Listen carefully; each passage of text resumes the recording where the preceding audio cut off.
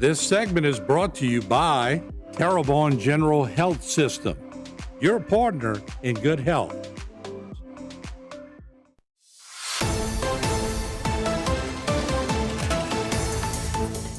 Hello again, everyone, and welcome to Bayou Time. I'm Martin Falls, here to talk about 5 candidates gathered in Terrebonne Parish on Tuesday night for the school board superintendent job. Now, each candidate was able to get up and give a presentation, and then the school board members were allowed to ask one question of each candidate. So, for those of you joining us on Facebook and YouTube, you'll see this in its entirety, and for the HTV segments, of course, they're abbreviated to fit our time period that goes along with it. You'll hear from Corey Butler, Dr. Marcus Jackson, Sandra LaRose, Dr. Clarence Michael Robinson Jr., and Mark Tarbett. We now start off with our first candidate, and then we'll have questions from the school board members. All right. First of all, I would like to say that my name is Corey Butler. I'm a 30-year veteran educator and a lifelong resident of Terrebonne Parish. And Terrebonne Parish, to me, is one of a kind in its uniqueness. It has resilient communities, deep roots, strong values. And if given an opportunity to lead, I'd like to be able to leave a lasting impact by raising the expectations, building community trust, and ultimately delivering results, which is what I've done all my career.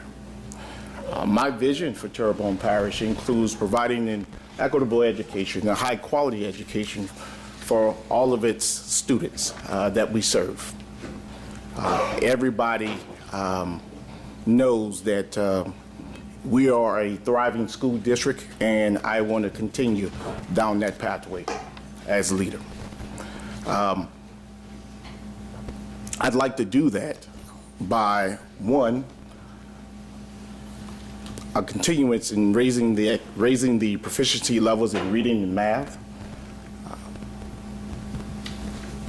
raising the graduation rates for college and career readiness, and most certainly we have to continue to invest in our building infrastructures, not just to make them safe and secure by adding vestibules and security fencing, but to also make them resilient for future weather events. And we'll do that by engaging with families, empowering our educators, and holding, assuring that everybody is held accountable at all levels. My leadership experience is been in diverse settings.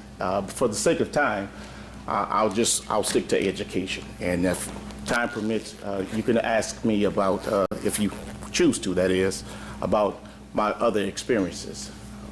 My first leadership experience was a building level principal. After the New Orleans community was devastated by Hurricanes Katrina and Rita, I was asked to be principal of Swartz Alternative School. I served faithfully.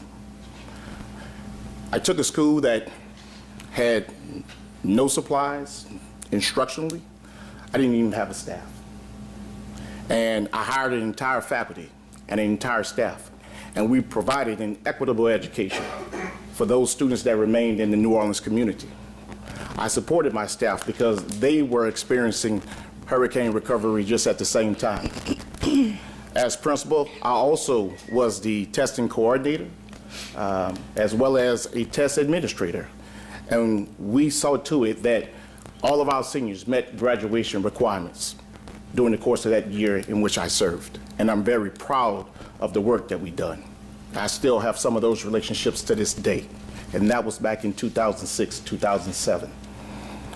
I later served as assistant principal at H.L. Bourgeois High School and was instrumental in creating the high expectations which we had for our students there. We became a B school. And if you ever felt that brave pride, then you know what I'm talking about, okay? It runs deep. that brave pride. And I really had a good time in serving the community, the various communities in which we served in Gibson, Gray, Shreve, Johnson Ridge, you name it. We took everybody that wanted to come and be a part of what we were doing. I was offered an opportunity to become principal at Ellender High School in 2009.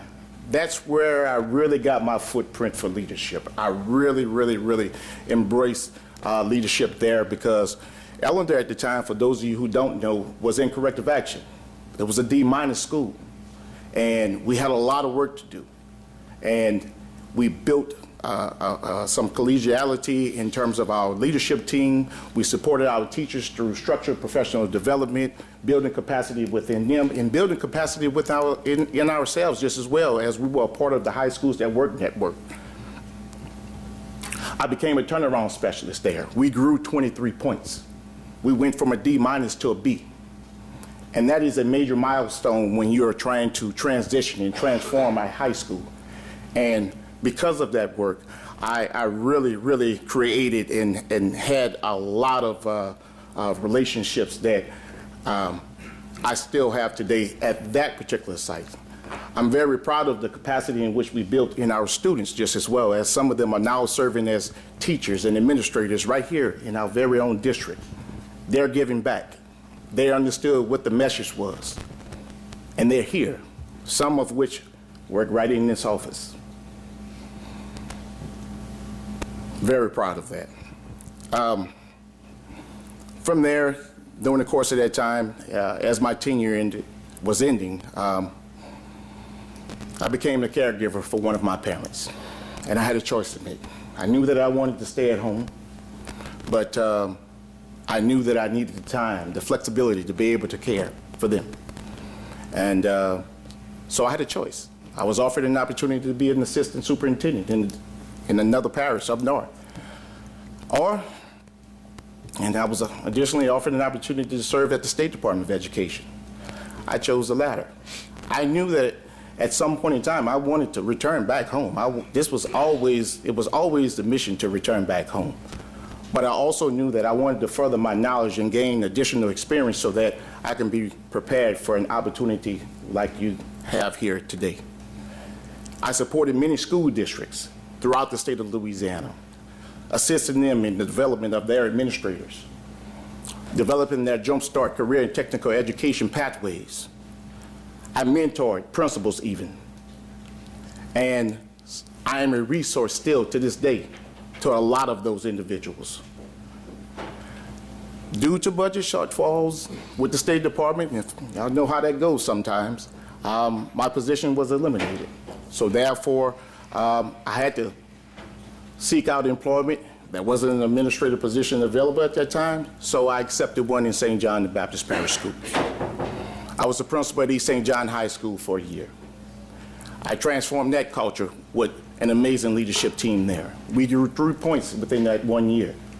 And because of that, I was offered the opportunity to become Director of Child Welfare Attendance, and I served there faithfully for 4 years, reducing the number of expulsions that were being conducted in the district by more than 50%, increasing the attendance rate to over 90%. I wore many hats in St. John the Baptist Parish. I was also the district's athletic director. I was a point of contact for the emergency operations in the event that we experienced inclement weather there. And many different hats. I also supported schools administratively, mentored principals there just as well, as it was also one of my districts when I worked with the State Department of Education. Ultimately, I served as interim superintendent as I was installed at the end of 2019. I guided the district through COVID, and that was a very strenuous time, not having a chief financial officer or a purchasing agent. But we did it. Galvanized people, and we provided education as we normally would. Had a good time in doing it, and I still have a lot of those relationships too. Opportunity presented itself to return home, and here you see me. And I've served as supervisor of child welfare and attendance ever since then. I supervise, adult education. I've supervised our alternative program, and I was asked to start a behavior intervention program entitled Second Chance, and we do some amazing things with our kindergartners through third grades. We have over 60% of our kids that actually transition back successfully, and some of those kids actually have scored Master in Advance on the league. I'm proud of the work that I've done and continue to do in Terrebonne Parish. Thank you, Mr. Butler. Excuse me. Thank you, Mr. Butler. At this time, we'll go through board members. If y'all have any questions for Mr. Butler, we'll start with District 1, Michael Lagarde. Hello, Mr. Butler. How you doing? Good evening. Now, I have questions for District 1 and 2. Mr. Greg Harden is not here, and we won't let his district, go without. So I got with them, and we discussed questions, and let everybody know you've been here. Fine example. I've been knowing Mr. Butler a long time, so let's clear the room. Long time I've been knowing Mr. Butler, and I want to put that out. And I had 3 sons that graduated under Mr. Butler. One of them ESPN masters. One of them just graduated with a master's going to law school. I got another one about to graduate with a master's but in law school, and they did it in a public school. And I think everybody on this board know how much I love Eleanor in my community, But this is the question that I have for you, Mr. Butler. I believe in community culture, and you have done wonderful things out here. But I know as a leader and an African-American leader, we wear many different hats, And by me being on the school board, my kids call me all over in need. And I want to know, describe your leadership roles outside of Terrebonne Parish, because these kids will call you. They're going to need jobs. They're going to need you to make connections in other places. You're going to have to pick that phone call up. It's easy to make it in Terrebonne Parish, but you might have to make it in New Orleans. You might have to make it in Baton Rouge. So describe your leadership abilities and roles that you have did outside of Terrebonne Parish. First of all, I would like to characterize my leadership style as being one that is a servant leader. I'm a very community-oriented individual. I've served as director of the Houma Terrebonne Boys and Girls Club, where the club was actually failing when I was installed in 2000. I did this actually while I was teaching. We provided after-school tutoring for students in Terrebonne Parish Public School System. As director, we grew a club from approximately 20 students to over 500 within a 5-year time frame. I partnered with Terrebonne Parish School Board, along with many other agencies, because we had students, I believe in meeting students where they are and giving them what they need. And so we had some students that were, that experienced some mental health issues. Well, we partnered with Terrebonne Mental Health at the time. We partnered with, it's an agency, I'm not quite sure if you guys are familiar with it, but it was called Care for Kids, where we focused on the arts. We thought that was just as important. We had summer programs that also provided enrichment educationally, and we took took that program, and it was every year we continued to grow it. We did educational field trips, exposing kids so that they were able to see things other than what they were experiencing within the environments that they were in. And we thought that was very significant, especially when you have a kid that's coming from the east side of town, and when you get to the Southland Mall, and they actually think that they're in a different state, a different city. And that's amazing. It was even more amazing when you take them to a professional event, and they're probably, most of them are probably never experienced again.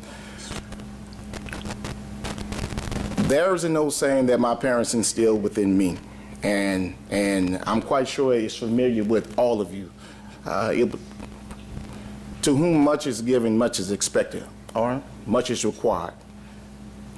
I was always told never forget where you come from, so you give back. And you give somebody else an opportunity to get their opportunity. You give somebody else a chance to get their opportunity so they can establish their footprint. Every child has a place, every child. It's incumbent upon us, me as an educator, as a youth program director, it was incumbent upon me to ensure that I provided that opportunity. And that is the impact that I've had on so many kids here in Terrebonne Parish. And I still do that today. Thank you, Mr. Butler. Thank you, sir. Mr. Ford? Is that both questions? Because he's covered it for Greg also. Yeah, that's for both questions. Mr. Ford? District 1 and 2. Mr. Butler, we've known each other a long time. We've worked together a time or two, and I've sir, we always have. looked up to you, and I've always respected you. And, you know, we had a discussion before we even knew Bubba Ogeron was going to be leaving us. And I remember asking you, what is your favorite book of the Bible? Proverbs. Proverbs. 3:5. So we were talking about this because it's something that came up, and I was actually in the middle. I just finished Proverbs, and I was going back because you mentioned some things, and I said, okay, I got to get it. So some of the most memorably widely cited, attributes of Proverbs is basically, trust in God, pursuit of wisdom, power of words, and the value of character. So as a superintendent, it's incumbent of you to pursue and to embody all those things, right? And I've always known you to do just that. One of my favorite proverbs, since we didn't have a chance to talk about it then, and I'm bringing it up now, is 1:7, which states, the fear of God is the beginning of learning, beginning of power, beginning of wisdom, right? And we've also had discussions that have sprungboard from that to areas in this district where we can actually take and use our voice, use our prominence to do something good within this community. And one of the areas we've talked about is the area of special ed. In 2014, I created a website on Weebly when I was teaching mathematics. And the title of my website, or on the banner, was Learning Should Be About Empowerment, Not Entitlement. And we had a brief discussion about that years ago when it came up in a conversation we had before you returned to the district. Because I wanted to see if you came back to the district, if you were going to be on board with that. And one of the areas we were talking about in particular was special ed. And I've always said, the closest thing we have to God himself and our civilization and our society is a special needs child, okay? And for over a decade now, we've had a lot of private schools popping up in our district, probably closer to 2 decades now. And those private schools have grown in enrollment, in size, their footprint is getting much bigger. But what happens with those private schools is they don't end up taking on those special needs children. So the ratio of special needs children to what we would consider regular children, regular ed students in our district, has grown. That ratio has, the disparity between the two has shrunk. So I see a need for special needs children in this district, not just to be catered to be accommodated to, but rather to be brought into the forefront as a priority.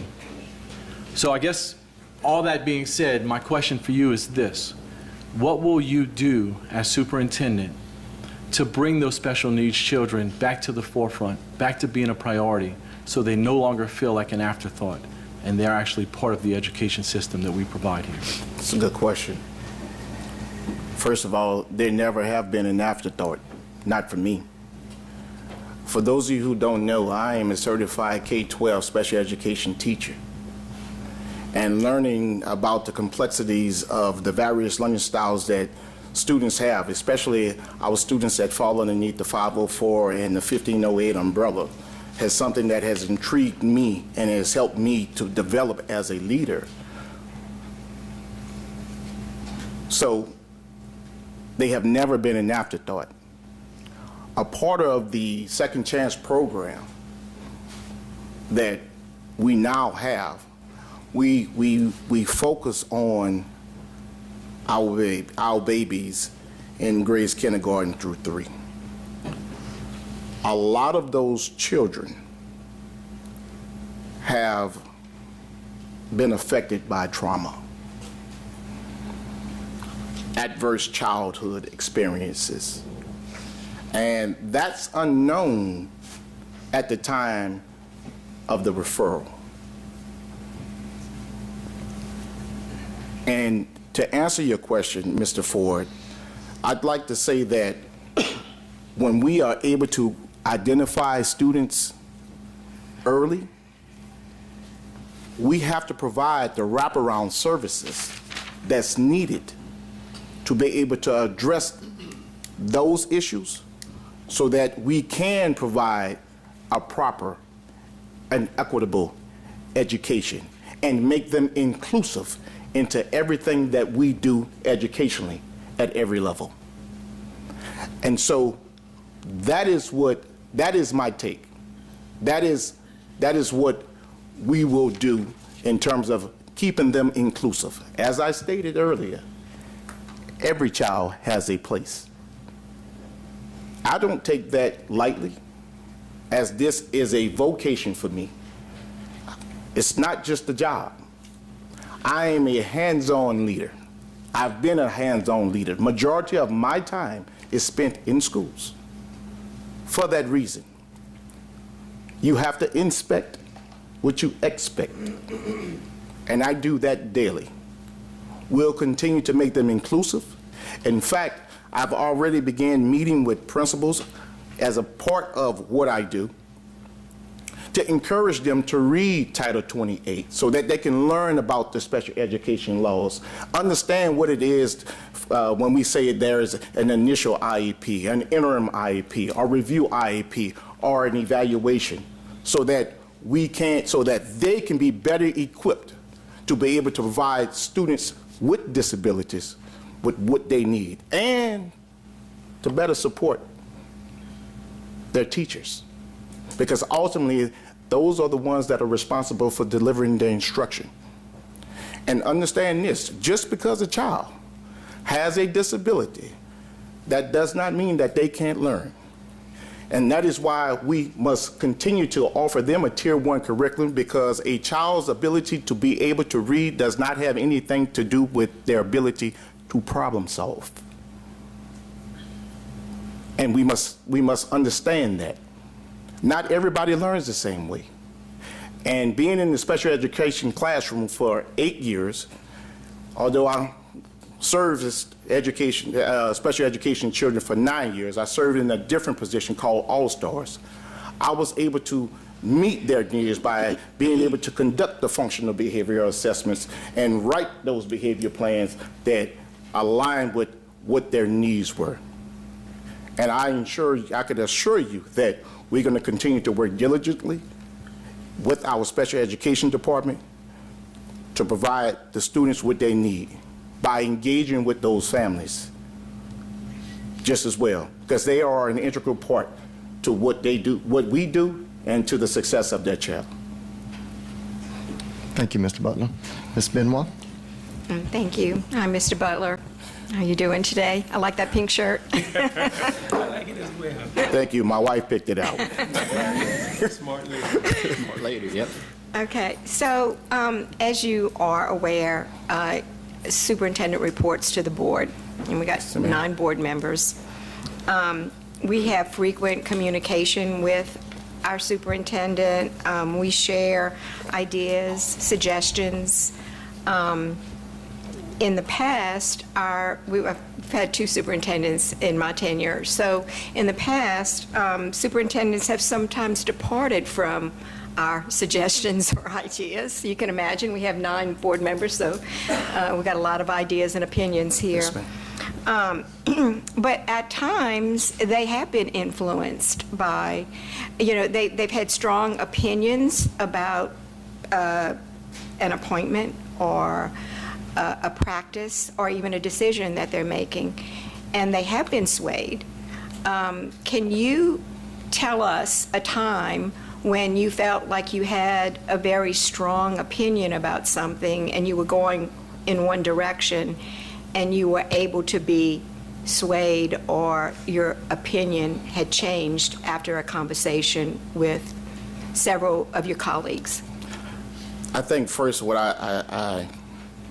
there's a part of that question that you asked me that I probably need to clear up, because a part of that question is, to me, the way I took it was, how am I going to actually work with you guys, the board? And so let me just be clear on what I say in terms of, I believe in clear communication and collaborative governance.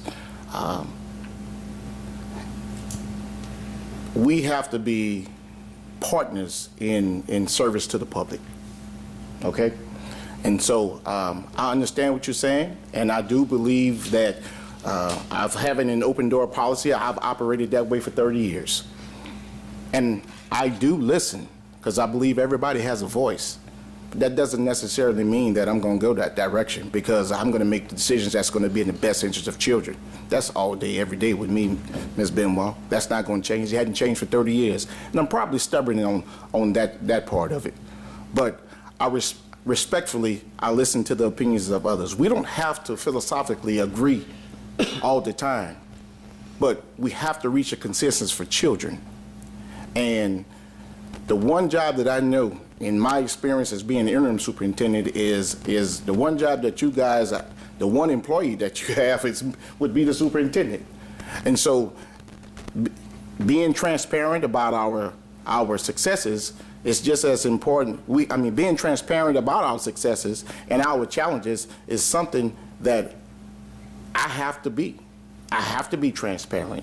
I have to provide you with the right information so that you can make the right decisions. Again, we have to be partners in service to the public. I understand that. Sometimes, in my experience as interim superintendent, I had to make decisions that weren't necessarily popular, but they were the right decisions. I would hope that we would have enough respect and collegiality with one another to whereas we can come together to do what's right for children. And if it is a decision that we can reach a consensus on, superintendent, with the board, then that's just the way it's gonna go that way.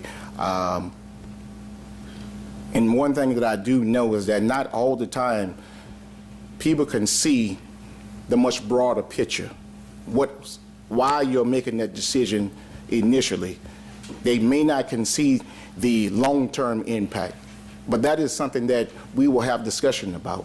And I think that's important for us to continue to have that discussion, which is why you will receive daily data updates so that we can make the right decisions for Terrebonne Parish. I know a lot of other districts do a lot of different things, but this is Terrebonne Parish. And as I stated in my opening, we're unique here.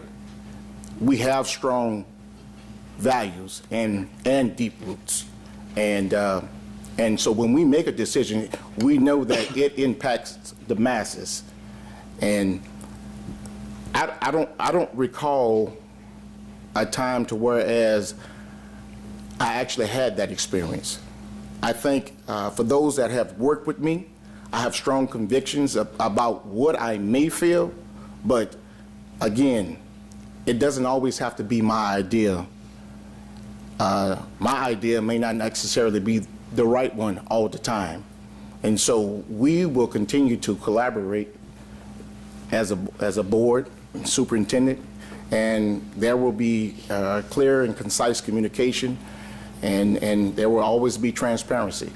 I just believe that if we are upfront with one another and we are able to say what one another thinks and how we feel about the situation, I think we can make better informed decisions. So that's where I am. I really hadn't had that experience, to be honest with you, so I can't say that there was a time to whereas that actually came about. Okay, thank you. Thank you. Mr. Corrales? Good evening, Mr. Butler. How are you doing, Mr. Carlos? I'm doing well. Good. So, given the constraints regarding the questions, what I'm going to do is I'm going to label my questions 1A and 1B so that I'm still fall within the rules and the guidelines. Okay. No, seriously though, they're quick. Going back to your resume here, and the time you spent, you had an interim superintendent position at East St. John in St. John. St. John, yeah. St. John the Baptist, that's principal at East St. John. East St. John. Yes, sir. Okay. Were you asked to remain as superintendent in that position? Actually, I never applied for the position. Okay. My intention was to return home.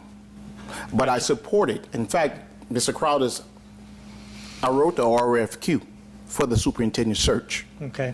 So just to let you know what my intent was. Okay. I shared that with the board member that actually asked me to accept the interim position to begin with. My intentions were always to return back home. And if there was ever an opportunity to do so, I'm coming home. Very good. Okay. Now on to question 1B. And I will preface the question with, so what I would like you to do is I would like you to answer the question with a focus on Terrebonne Parish, but also with an understanding of some of the broader issues that are taking place Okay. in education Okay. throughout the nation. Okay? Okay. And you can maybe consider some of those things in your mind as you sort of think about this question. But so this is the question related to that.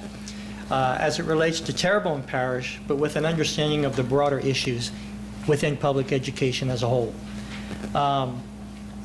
What role, if any, do you believe parents play in the educational and day-to-day decisions of their children as it relates to being part of the public school system? We can't make decisions without them. So the role in which they play is paramount. I mean, we can't make decisions without parents. I think parents play an integral role in that in the decision-making aspect. I also think that as we engage with families and communities, I mean, we have a district parent representative for each of our schools. So they have input on a lot of the initiatives that we would like to implement. And so their role is integral to what we do. There are times where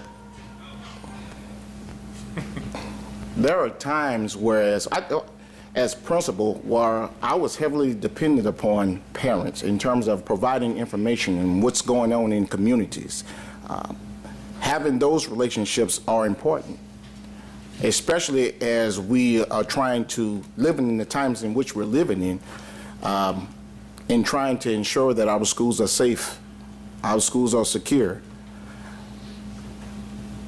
I don't see us moving forward without them being involved. Very good. Thank you, sir. Appreciate your time. Dr. Cloutier? Yes. Thank you so much, Mr. Butler, for putting your application in. I appreciate you taking the time and seeing the importance that we need for good applicants, and I appreciate you putting your application in and being part of this search.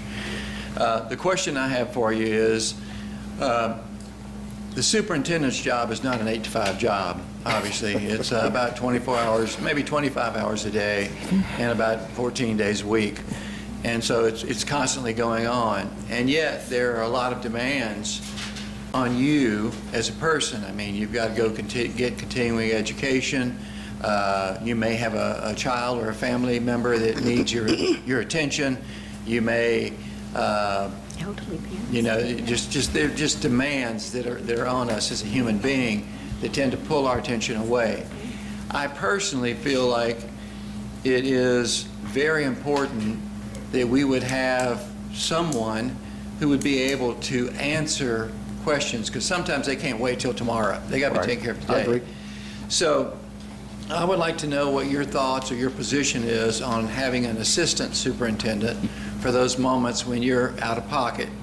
May not be that often, but when you are, somebody who could step up and basically cover the district while you're not available at that moment. So let me answer that question in short. If chosen as superintendent, with your approval, my intent is to have an assistant superintendent. That's what I wanted to know. And I'll keep my answering question short. Dr. Cloutier, you win. That's good. I like that. Yeah. All right, here we go. Mr. DeHart. Watch out, Corey. How you doing, It's Mr. been a DeHart? pleasure working with you. I'm on my 36th year, and I was here before you and after you. And look, you was out in the classes, but I've seen you many times. Yes, and sir, I'm you tell you have. what, it's been a privilege to serve that long on this board. But I want to piggyback a little bit on Dr. Bud's question, because that was one of my questions. I wrote down 4 in case somebody said one. But what I'm saying to you that I believe really and truly, and Timothy Opie was the principal at SEC, and he taught me in my early years that if any of those children can improve in any way, every kid can. That's right. And that stuck with me then, and that thing about in God we trust, that thank God that he watches over us, because I've had some wonderful years. I'm very proud to say this is going to be number 8 superintendent for me. I'm the only sitting board member. I'm not better than anybody, but we had many, many good superintendents that moved this system forward. But there's always room for more improvements. And I believe, packing what Dr. Prada said, I really believe, truly, that an assistant superintendent, no matter how good you do, if you select a superintendent, you're going to be even better. You have a backup to say, hey, let's research this and make sure there's no hiccups. And what I'm saying to you that right now, in any department, I'm very pleased to say I'm very proud to work with all of the people in this central office. But at the same time, I really think some decisions is made before it gets to the superintendent, because I hear rumors. Now, I don't believe the rumors I hear. I go straight to the superintendent. But really and truly, and in no disrespect to this current superintendent, but often I come to talk to him and he's not here. He's out and about, which I'm glad to see. He is out and about seeing for himself. I really believe the future of Terrebonne Parish, under any superintendent, is to make sure all the teachers and principals are coordinating together, because they can put a stronger plan together, and under anybody's leadership, you're going to make things happen that benefit children. Today's world, the last comment I got to make on this comment, is that today's world, there are more working moms because of cost of living and different situations than they had years ago. Whenever I first started, you didn't see all them car rider lines, mile long, everywhere, public and private. But the reason they're doing that, they have a job now that they need to do help provide for the kids and family. That's what I'm here for. And like I said, this is my last year on the board. I'm termed out. But I tell you what, I've had so many blessed years. I've learned. And Corey, I can't hold a candle to you, but I guarantee you, I would be easy to go to college right now and become a teacher, because I learned a lot from all of these years serving with different people. But out of all of the superintendents, I have no regrets out of the ones we chose. But they kept children first. Yeah. And whenever I ran, that was my motto on the top of my yard signs. Please elect me. I want to keep children first. And I'm telling you right now, we together, the board and the staff and the superintendent, makes things happen. And I don't believe in tiptoeing. I don't want to run wide open either, but we can walk fast or we can run slow, but just move forward. So I do appreciate the service you've been giving us, and keep up the good work. And I am one of the other board members too, and we're not trying to be political. I really believe an assistant superintendent and some of the positions that is currently being served by those people. We need good qualified people, because what? This central office are the leaders. We, the board, approve what the superintendent asks us to consider. And whenever we don't approve it, we have reasons, and then they come back with a better plan. And all I'm saying to you is nobody's perfect. I'm not even close to being perfect.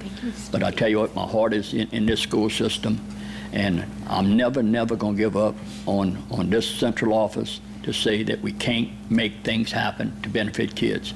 And the last comment I want to make, based upon the question, was I definitely know positively, whenever I first got on this board, our high schools were sending kids with discipline problems to VOTEC. We had a high rate of dropout rates. We have fixed both of those things. We have kids that really and truly become nurses, electricians, licensed electrician, all kind of skills. They got a career path that they chose. They weren't forced to it. But in the early years, they was misbehaving, and that's before we had the alternative school. But we had some plans to fix that. But it works much better to have kids, how do you say that? By choice. Right. Want to go and choose the college career path or the vocational. And all I'm saying to you that I'm very blessed to have served and helped achieve some of that. But I did it with a vote. And I'm here for kids, and anytime, no matter who is selected as superintendent, I definitely think that I'm gonna be an important part for this last year, because I really and truly represent a lot of people, and I don't claim to say I'm elected in this district. That's the only school we're I gonna go have to to. cut it from there, please. Thank you. Because you haven't had a question. So point of order. Okay? Okay. Thank you, sir. Dr. Trump. Wow. Good evening, sir. How you doing, Dr. Trump? I'm doing fine, and you? Oh, I'm great. My question to you is, should you be selected as our next superintendent, how would you incorporate the feedback from not only employees in the district, but also our parents and guardians, and maybe some of the students, into your decision-making for our policies, procedures, and even maybe the positions that we have in the system? First of all, I think that's a good question. I'd like to say, Dr. Trahan, being a lifelong resident here at Terrebonne Parish, I am a part of the fabric. And although I know there is a certain constituency that you represent, I'm a part of that fabric just as well. I stated that I believe in having an open door policy. I believe that everyone should have a voice. I also believe that we should have the right people at the table before we make decisions just as well, because that's important. I mean, that may be a perspective that I may not see. And so I believe that everybody should have a voice. Ultimately, yes, the decision will fall with the leader, the superintendent. I accept phone calls.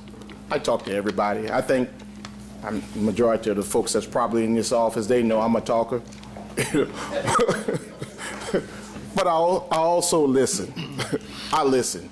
I believe that I also bring a wealth of experience to be able to articulate my perspective just as well. But as I stated, it doesn't always have to be my idea if it's going to be in the best interest of children. That's the direction that we're going to go in with the decision making, as it involves policy, as it involves instruction, or anything else that may have an impact positively on a child. Thank you. Mr. Butler. Yes, sir. Over the past 15 years, our public school student enrollment has dropped about 5,000. We are aware that much of that is due to natural disasters and families leaving our parish. But on the other hand, we are losing a lot of students to the private sector as well as homeschooling. So what I'm looking for in a leader, one of the things I'm looking for is, how do we stop the bleeding? How do we get our kids back into public school here in Terrebonne Parish? It's a good question. First of all, public school has to be the first choice for any parent, those that are here and those that wish to move to our parish. It starts by putting a quality instructor in front of a child. I am a proponent of investing in human capital rather than programs. And we have a lot of programs. And that is something that we definitely have to look at. I think, and that adds to the problem that, I think that kind of speaks to the question in which you ask. And being able to retain teachers is something that's significant for us. And certainly we have to look at their workload. We have to look at how we support our teachers, and we have to rebrand our school district so that we can not just make it attractive because we are a B school district, but we have to speak on those ways in which we also support teachers and how we are able to pay them competitively. some of what you said, what you asked, is actually out of my control. And I'm just going to be honest with you, because it does have a lot to do with economic prosperity. However, it's incumbent upon us as leaders of the school district to make sure one thing, and one thing for certain. First of all, we have to keep the main thing, and that's student achievement. But students have to be prepared, and that's our job. We have to prepare them. We have to be able to convince parents that that is what we do. That has to be a part of the branding process. So when we're out at these colleges and when we're out at these universities and we are talking about Terrebonne Parish, this is the way that we do business here in Terrebonne Parish educational system. And we have to make it attractive enough to make sure that we have those instructors in front of students so that we can increase student achievement. And when we become an A school district in the next 5 years, I think you'll see that people are going to start to trickle back, because that's going to play a big role in terms of the fulfillment of employment opportunities. We'll see more students prepared for college, more students prepared for career and technical pathways, because we're going to make our students more marketable. And parents like me look at that. I have a child right now that's in our public school system that's a senior. She's going to be the salutatorian at Terrebonne High School. And I will tell you firsthand, I know I have an advantage being an educator, don't get me wrong, but my point to you is this: we have to be a voice of reason. We have to make sure that we are able to get that message across in terms of being able to have some of those students even whose parents chose private school to come back to us, okay? But a lot of our enrollment as a school district is a direct reflection of our parish. And a lot of that does have to do with economic prosperity, but some of it actually have to do with, especially when we look at the private school versus public school enrollment, it's how we brand ourselves. It's what we're able to offer. It's how we train our teachers. I myself, I'm a product of both public and private school. And my parents chose private when we were getting ready to go into when schools actually had to strike. And so being a child of an educator, it wasn't a choice. Dr. James and Linda didn't play that. But I got my footing in public school. I had a good solid foundation before I got to private school. So I was able to thrive. It was just a little bit of a culture shift, but we assimilated. But I think what we do, how we brand our school district, has a lot to do with whether parents choose public education. And by rebranding our school district, I believe that we're going to be more attractive for parents that choose to seek Houma Terrebonne as their residence, and it will be public school first. Okay. Thank you, sir. I'll give you a minute or two if you want to do a closing. Well, as I stated, and I'll be short with this, as I stated, I know most folks know I'm a talker, but I am very passionate about seeing children succeed. I've been passionate for 30 years. I'm a part of the very fabric of what we call Houma Terrebonne. There are many students that I have had an influence on, and I was just recently in church down in Dulac this past Sunday, and crazy thing happened. I've talking to one of my former Ellinger students, and come to find out his wife, girlfriend, was one of my former East St. John students. So I had the best of both worlds. And in fact, my wife had to pull me out of the church. I'm here to stay. I want to see to it that we build the remaining schools that we have to build so that we can make our communities whole again. And so that's my commitment. I'm not going anywhere. I'm home for good. I've learned what I needed to learn, and in hopes of being prepared for this very same opportunity. I just want to thank you guys for giving me an opportunity to share a little bit of myself with you. And I hope that if chosen, we do have an opportunity to have a lot of sit downs so that we can collaborate much more in the very near future as we decide as to how we want to move forward with this great district. Thank you. Good. Thank you, Mr. Butler. Appreciate it. We'll take a short break. We'll be back with more of the superintendent candidates. Don't go away. This segment was brought to you by Terrebonne General Health System, your partner in good health.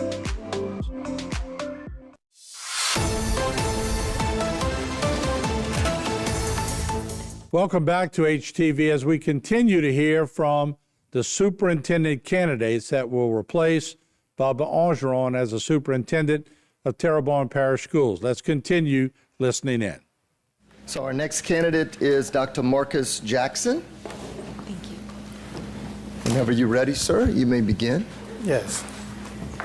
Good afternoon, everyone, and thank you for this opportunity. Before I begin this introduction, I would like to preface this introduction by stating everything I'm about to walk you through and some of the things you saw on the resume and some of the great things I'm going to talk about. It's not a singular thing. This work that we do is a plural thing. It takes a plethora of people to achieve the high achievement that we're actually seeking for our kids. And those are 5 Ps that I've actually developed. And those 5 Ps are parents. I'm going back to my teacher days, my assistant principal days, my principal days, my chief academic officer days, my director of curriculum days. I was always able to bring these 5 Ps together. That's the parents. They're critical in this work that we're doing with our kids. There's a term called loco parentes. That's when the parents drop the students, their kids, off to us, and we become the parents. So they are critical in this work that we're doing. Secondly, the people in the community. Even if you don't have kids that go to school, you're still part of this school culture. That's the second P. The third P is the pastors. I've always been connected to the faith-based organizations. They're important to keep prayer over the schools for the teachers, the principals, and our students that go to work every day. The fourth P is our politicians. That's the board. That's the city councilman. That's the mayor. They're all connected to the school system. And fifth and finally, that's the personnel within the school district where the superintendent is in charge of. So everything I'm going to discuss with you through this walk today, I've been able to do by bringing these 5 Ps together. So who is Dr. Marcus Jackson? The person, the educator, and the leader. I provided you with an infographic to take a brief walk with me. I was born in Washington, Louisiana. I'm a Louisiana guy. I'm born with Elizabeth Jackson and Teresa Jackson. My grandmother had 17 kids, and my mother had 8. I'm still trying to figure out how she did it. 6 boys and 2 girls. I was the oldest of the boys, and the second oldest in the family. I grew up on a farm at an early age. The words resiliency, resolve, intestinal fortitude, hard work, dedication, determination, dependability, responsibility, and accountability was instilled in me, and I still live by those values today. After leaving Washington, Louisiana, I went to Calcasieu Parish. That's where my schooling began. It was there I got into this educational thing, and I couldn't wonder why I couldn't go on the bus with those kids to go to the gifted classes. And that bothered me, and that motivated me and inspired me to be a great student. I excelled academically and athletically by getting a scholarship to go to Georgia Southwestern State University, where I was coached by the legendary Coach Glenn Duhon, who actually coached Joe Dumars. I don't know if you're old enough to remember Joe Dumars from McNeese State University. After graduating, I went to Atlanta, where I actually became a community coordinator for the city of Atlanta, where I designed and coordinate programs for youth that promise. I don't use the phrase youth at risk, because all of our kids need is a promise to reach their optimal level. And it was there that education chose me. I didn't choose to be an educator. When my quarterbacks, Little League quarterbacks, actually had all F's on his report card, and his mom pulled him off the football team. I went with his teacher to meet with his teacher, and his teacher told me that that child would never amount to anything in life, and none of the kids would amount to anything in life. This was a second grade teacher, and it blew my mind. I immediately went back to school to become a certified teacher. I became a teacher. I taught for 3 years, third grade, in health and physical education. I became Teacher of the Year, one of the finalists for District Teacher of the Year, and I quickly rose through the ranks as an assistant principal, a principal, director of curriculum instruction, going back home to Lake Charles, Louisiana, to turn around for 14 low-performing schools, where the district moved from a C, a low C, to a B in 1 year, and we had remarkable gains that they're sustaining now till this present day. So that tells you a little bit about me as a person. And as you follow me through this infographic, you would actually see, coming out of COVID, in Texas, everybody was doing research on our district and wondering how could we come out of COVID with all the learning loss and had some of the highest performing scores. What is the secret sauce? There was no secret sauce. As an educational leader, I always started from the affective domain. The affective domain means you're into the social emotional learning. You're into the feelings. You're into treating people right. I always started there. It has always been my philosophy that if you take care of the people, the points and percentages will take care of itself. The phrase social emotional learning, that is a hot item right now, but as that has always been in my forefront as an educational leader. Community engagement. If you follow me here, you will see in my role as the Chief of Student Services, I was able to open a grocery store in our school district where every week our family can go online on Saturdays, order groceries, and pick them up on Tuesday, Wednesday, and Thursday. I'm huge into grant writing. And remember I talked about the affective domain.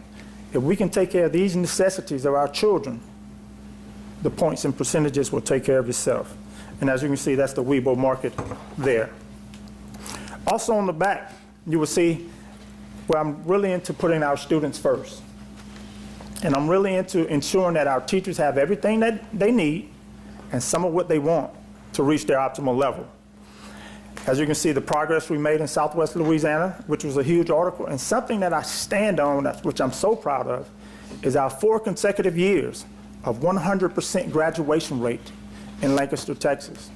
If you get an opportunity and you want to bring all this together, if you go to YouTube and you type in Lancaster ISD 100% graduation rate, you will see a special that they actually did on our kids that shows you what type of person Dr. Jackson is, as a person, as an educator, and as a leader. I'm very intentional about changing things. Remember I talked about starting from the affective domain. Our monumental gains in regards to turning around our suspensions, our out-of-school suspensions, and our referrals to alternative school. Remember, I told you if we take care of the people, especially the little people, the points and percentages take care of itself. And as I mentioned, finally, my last 2 items is our social emotional learning advocate. That is me. When we hear social and emotional learning, the first thing we actually think about is making sure our kids' emotional needs are met. But what about our teachers? Who are taking care of our teachers? We made a huge mistake coming out of COVID. Everybody was talking about learning loss, and we started testing kids as soon as we got them back into school. Huge mistake. It was called the Great Resignation. We lost 2.6 million teachers, and teachers are leaving the profession. Who's taking care of the teachers? We do in our district. Who's taking care of the principals? We do in our district.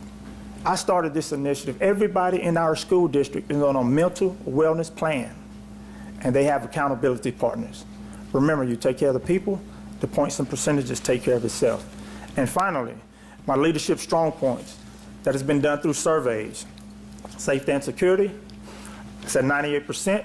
The reason that's not at 100% because there were 2 times that the doors were unlocked. I remember the event in Uvalde. I'm huge about safety and security. Zero-based budgeting, 94%. Curriculum and instruction, 95%. And organizational culture and climate is 100%. That concludes my presentation. But as I actually stated, if you need some evidence and some receipts to bring all this together, go to YouTube and look at the video of those kids talking about the things that we've actually did in our school district by typing in Lancaster ISD 100% graduation rate. Thank you. Thank you, Mr. Jackson. What we'll do now is each board member would have an opportunity to ask you a question. We'll start with Mr. Lagarde. Hello, Dr. Jackson. How you doing? I'm doing great. Thank you. Okay, Dr. Jackson. I have a question from District 1 and District 2. Mr. Greg Harding is represent District 2, and he happened to not be here. But our districts reflect each other. We are, of course, the minority district. You know, and in the minority districts, we have problems that the rest of this board don't have or see. You know, they think they know, and sometimes, to be honest with you, they really don't know. You know, and the problem that we have in our districts with our kids is that we would like to know, as superintendent, how would you staff recruitment, retention, and development? How would you recruit and support and retain diversity and high quality working force, teachers that look like them? You know, I'm sad to say, we got a school here, a high school, with nobody look like some of our students. And I get a call. And then, you know, the kids and the parents like, why they don't have nobody look like them? And some people think that don't mean that the culture. Well, you know, education is education, but I know that's not true. You know, sometimes we need people that resemble us to teach us, and statistics tell us that kids with people in community look like them do better. So I want to know, if you're selected, would you stand up in this 75% white district and recruit teachers of minority of color in these schools to help those kids, even though overall they're 13%. But like you say, every kid matters. How would you recruit teachers of high quality that look like them and come from their community? Well, personally, I've actually been on a personal mission to actually recruit African-American male teachers. However, you know, we're 1.8% of the population. That has been a challenge. Education within itself isn't a very, very attractive profession as it is. So I think recruiting and ensuring that you have a diverse population of teachers is always important, is very extremely important. However, I'm gonna be honest with you. Although your ethnicity, and it shows that black teachers with the black student actually rises, their test scores. I've actually seen both ways, where I've actually, some of my greatest report cards, just so happen to have one right here from Miss Tanner, who I had an opportunity to see from Calcasieu Parish School. She was a Caucasian lady, one of the most influential women I've actually ever been in my life. So as superintendent, I think it's incredibly important to recruit more African-American teachers, but most importantly, I want great teachers. I want great teachers who love kids. I want great teachers who are gonna be there for kids and who are gonna meet them where they are, as they are. And if you go back and look at that video that I spoke with you about, there are a plethora of teachers that actually had their hands on these particular students. Thank you. Thank you, sir. You're welcome. Mr. Ford? Welcome, Dr. Jackson. Thank you for coming tonight. Thank you for applying to be a part of this wonderful district.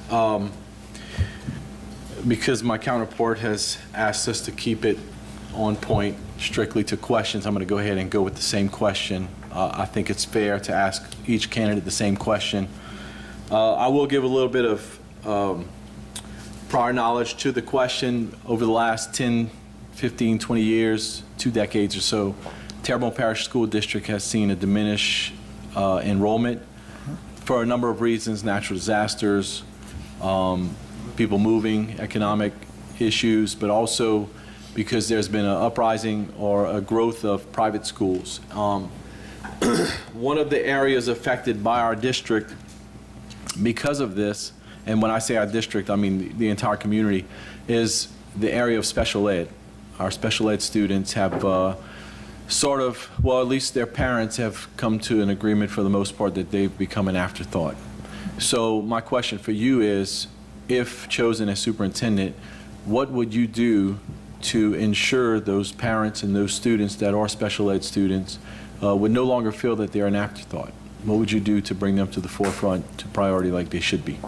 Well, as I stated previously and just a few minutes ago, it's very important to meet our kids where they are, as they are.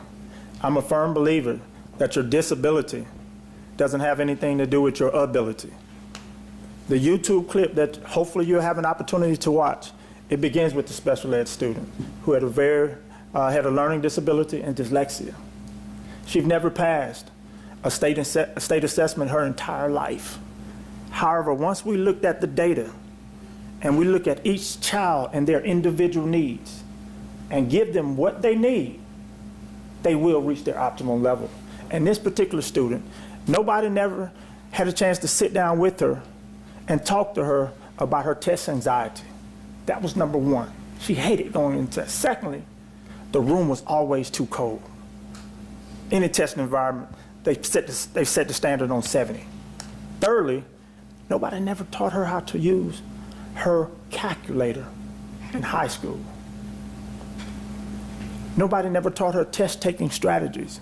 So what we had to do, I took the CTE director and an assistant principal who was our top algebra teachers, and they tutored those students. Kendall scored 4 out of 5. She only needed 3 to graduate, but she passed 4 out of 5. But there's a great deal of intentionality and training that teachers must have. And I have one, just so happen to have one of the best ones in the state of Texas, Miss Crystal Cromer. Currently, right now, our 3rd through 8th graders are top in the state of Texas. Where on our STAR test that we actually took last year, we have between a 4 and an 18% jump in reading and math. So I know what to do in regards to ensuring that all kids' needs are met. But it takes some training and some coaching for our teachers, and many times, unfortunately, that is pushed out by the side. And that is something I'll make sure that doesn't happen. Thank you. You're welcome. Ms. Benoit? Thank you, Mr. Wazan. Nice to meet you. Pleasure meeting you as well. And I appreciate this. It gives us quite a bit of information on you. And but I have a question about the leadership strong points. Could you explain a little bit further about your zero-based budgeting? What does that mean, how you achieve that? And then also the organizational culture. What exactly did you do to change the culture in your organization? Well, actually, as it relates to zero-based budgeting, once again, I'll be remiss if I actually took all the credit for that. However, under the mentorship of Dr. Catrice Pereira, who was just named National Superintendent of the Year, this is something I actually work with side by side with her. Zero-based budgeting is usually in districts, you have X amount of dollars that are actually set for a year. For example, for curriculum instruction and supplies, that may be $250,000. And usually just roll over year to year to year, and that money goes here. What we've actually started in our school district is that zero-based budgeting process where every single department starts their budget at zero. And you have to be very, very specific in what you're going to spend it on. When we started this zero-based budgeting process, we found out at 1 year, we spent almost $500,000 just on teacher appreciation gifts, T-shirts, and buying things at school. That was not being fiscally responsible. Now, even in my department, I sit down with my team, and we have to be very, very specific in regards to what we're doing, and is this related to what's best for the student? And going through that zero-based process, we're in a good position budget-wise.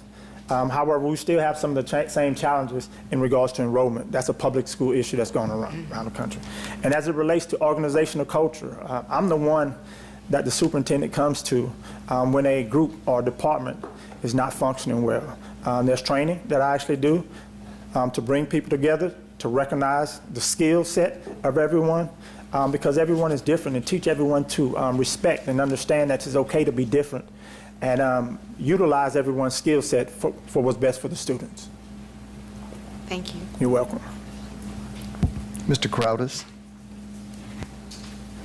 Yes, sir. Hello. Nice to meet you. Pleasure meeting you as well. Nice to meet you. Mr. Jackson, you, like myself, one of my favorite teachers in high school, her name was Miss Bernard. She was my biology teacher. She was an African-American woman, and she had a very strong impact on my choice on what to do in life. So just wanted to throw that out there for you. Referring back to your resume, there's a question on the resume that says, has your certificate ever been suspended, revoked, or subject to other adverse action? And your answer was yes. Also, it said, please see attached documentation. Unfortunately, I did not see that documentation. Okay. Can you explain that a little further? Yes, there's actually been 2 cases, and of course, I'm very, very transparent. Sure. The first case was an actual student loan error that I actually noticed that affected my certificate. That was actually reversed. Okay. That was actually reversed. Secondly, there was an ethics investigation that actually involved me. At that particular time, it went through the investigation process. My certificate was actually suspended for 10 days. It was actually reversed. And at that particular time, the school district actually held me in good standards, and the documentation that you actually should have had, which I don't know why it was attached, and I can definitely provide that, is a letter from Human Resources, which is a letter from Human Resources stating that I was in good standing. Okay. Yes. Very good. And just one last question. Yes. Are you familiar with an author by the name of Linda Darling Hammond? Linda Darling Hammond. No, Linda Darling Hammond?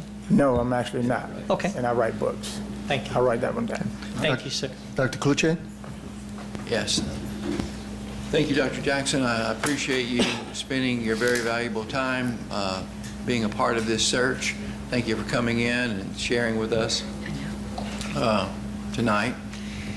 As a district, I think we have an outstanding district. We have exceptional certified teacher retention rate. Our reading scores have upped this past year.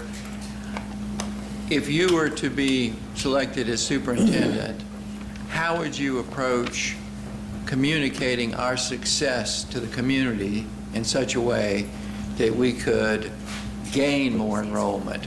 You know, I feel like if we have a weak spot, our weak spot is that we don't really toot our own horn that well, you know, in terms of when the success is. Of course, bad news travels real fast. Correct. You don't have to worry about that. But it's when we have these successes, letting the community know the type of district that we have. I think it's very important to be transparent. Just as you actually stated, many districts actually choose to actually just speak on the great things, on the good things that are actually going on in the district, but many actually fail to actually discuss some of the areas of refinement. And I think it's very important. He gave an example, Mr. Ford, correct? Special ed. That is an area of refinement. So parents will want to know, what plan of action do you have in place to improve in that particular area? Additionally, yes, we have some great scores, but there are some areas of refinement in there. So moving from a B school district to an A school district is a start to getting people back. Being innovative in regards to programming. For example, in the state of Texas, we came in, how can we get more parents coming in? How can we retain our teachers? An innovative idea we came up, we started our own pre-K3 program where teachers can have free daycare for their students right there in the school, right there in the school district. Our teacher retention went up. Everybody in the Dallas-Fort Worth area, we have open enrollment, start bringing their kids to our school so they can be in our pre-K3 program. So it's innovative programs that we have to, and we have to think differently. Currently, right now, we're actually going up for a bond. We're about to have our own opportunity system, our own opportunity center, where we're about to build a school, possibly. Where upstairs, we're going to have all of our CTE programs, our cosmetology, auto mechanic, aviation. That's where our students are going. But downstairs is going to be actual businesses from the community that's going to be housed in the school. That's going to have revenue generated for the school system, and that's bringing people in. Those innovative programs, you really have to think outside the box. Matter of fact, you don't have to get in the box anymore. That's what it's going to require to bring people in and say, you know what, I'm taking my children to Terrebonne Parish, because everybody's competing for our child. Thank you. Mr. DeHart? Yes, sir. Thank you for applying. My question is, what have you researched in Terrebonne Parish to say you'd like to be superintendent of Terrebonne Parish, and there are some possible needs and changes to accomplish what your goals are? So I'd like to know how much of research you did on before you want to become our superintendent. Okay. Yes, I did a great deal of research. I covered a couple of areas. As Mr. Cloutier, did I pronounce? Cloutier, mine's weird. Cloutier, kind of like Goche. Yeah, Cloutier. As Doc actually stated, the academic component, the reading piece, the math piece. We're actually in the top 20%, 30% in the state. That is actually good. However, even researching that, there's several areas of refinement because there's been inconsistencies in certain populations. And that's an experience that I actually have to ensuring that we meet all of our kids where they are, as they are, and taking them to the next level. Secondly, in regards to fiscal management, we're in a good place fiscally. We got great funding in our reserves. However, as we actually stated, declining enrollment. That continues to be a challenge. So we have to do some very, very innovative things to get people to stay here and not go to the charter schools or not go to the private schools and keep their kids here. As it relates, something I do not have access to, which I can't wait to get my hands on if actually the person selected, is the attendance. You're still at 90%. Your graduation rate is at 90%. My question is, where's the other 10%? Who's aggressively going after the other 10%? If you watch that video that I actually just spoke to you, spoke with you about on YouTube, you would actually see a homeless student who myself personally connected with from our community. I had to call him 78 times. 78 times before he picked up. And he said, Dr. Jackson, nobody never cared for me like this. And now he's at the University of North Texas, just finished his first semester. So yes, sir, I've actually researched all areas from curriculum, operational and logistics, student achievement, and the culture and climate of the school district. Thank you, sir. You're welcome. Dr. Trahan? Thank you, Mr. President. Good evening, sir. Welcome to Terrebonne Parish. Thank you. I am interested to know, if you were selected as superintendent, what changes you would make to support the curriculum. We are currently, and have been for some time now, pushing the idea that we should allow our teachers to teach and not be so intrusive into their methods and their relationships inside their own classrooms. I'm curious as it pertains to going back to basics in math, reading, phonics, grammar, things like that, that will teach our young students to think, that will help to grow their minds. So when they get to upper levels, they will be able to better utilize the technology and all the world that unfolds before them. Thank you for that question. In the area of curriculum instruction, that is actually a strength of mine in regards to turning schools around or taking schools to the next level. One thing I've actually found, though, is that you have to personalize it in order to rectify it. You mentioned something as it relates to teachers. One of the things you do not do when you come into a district, even when I was in Calcasieu Parish and I took over all the failing schools, I knew what to do, I knew how to do it, and I knew when to do it. But you don't come into someone's home and take up all the carpet and say you have to change it to tile. immediately. You galvanize. You get a committee together. You write down ideas. I already know all the areas of refinement that needs to be done. Yes, we're in the top 20, 30%, but did you look at the percentage at proficiency? Did you look at the proficiency in ELA and math? There's some areas of refinement inside the data. Have we looked inside the data? And once we look inside the data, we come together collectively and collaboratively. Those 5 Ps I talked to you about, the personnel piece, that includes the teacher. There's a teacher committee, there's a principal committee, there's a parent committee. These are committees that our superintendent runs, and we get all these ideas. But you know what the most important committee is? The student committee. Nobody goes to the child. And if you ask those kids, what do you need for you to reach your optimal level, they'll tell you. So that's where I would start at, surveys and personal meetings to actually determine the next direction. Thank you. You're welcome.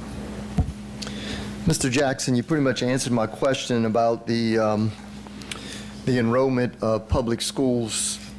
You said nationwide there's some problems, but if you had, and you mentioned being innovative, if you had 1 or 2 things at the top of your head, what would that be to help our enrollment in the public system? One of the things has been very, very successful in Texas that I would really think about was the pre-K piece. That would actually get people to actually bring especially teachers, that's the teacher retention piece. Also, I would look at all the CTE programs and see what actually different programs we can actually offer here. I've actually had an opportunity to look at those. How can we expand those? Artificial intelligence is here, whether we like it or not. There are some schools having their own artificial intelligence section of their schools to actually bring students in from all different parts of Texas to certain school districts. So you have to be that innovative. And that will be a total committee effort to actually see what we have and see where we need to go. But the future is here, and we have to get ready for it. Thank you so much for your answer. You have a couple of minutes if you want to wrap it up in a closing. Thank you all for the questions. That was some great questions. I think I'm uniquely qualified for this position. As you see in my infographic and my resume, my ability to bring those 5 Ps together, the parents, the people in the community, the politicians, the pastors, and most importantly, galvanize those individuals in the personnel within the district office, within the schools, and within teachers. I think I'm very qualified for this particular position, and I'm excited about the opportunity. Thank you, Dr. Jackson. We appreciate your time. Thank you. We'll take a short break. We'll be right back with more. Don't go away. This segment was brought to you by Rouse's Markets. Feels like home.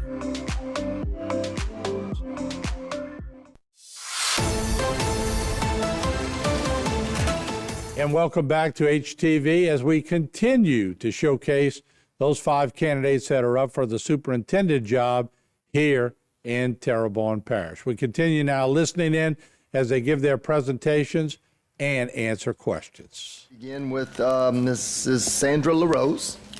Anytime you're ready, ma'am. Okay. Good evening. Thank you for this opportunity to interview for the superintendent position here in Terrebonne Parish.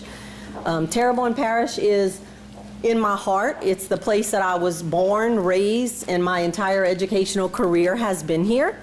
So I started off as a teacher, and I was a mentor teacher, a supervising teacher for students at Nichols in education, the master teacher, a principal, and then I came here to central office as the elementary and middle school supervisor.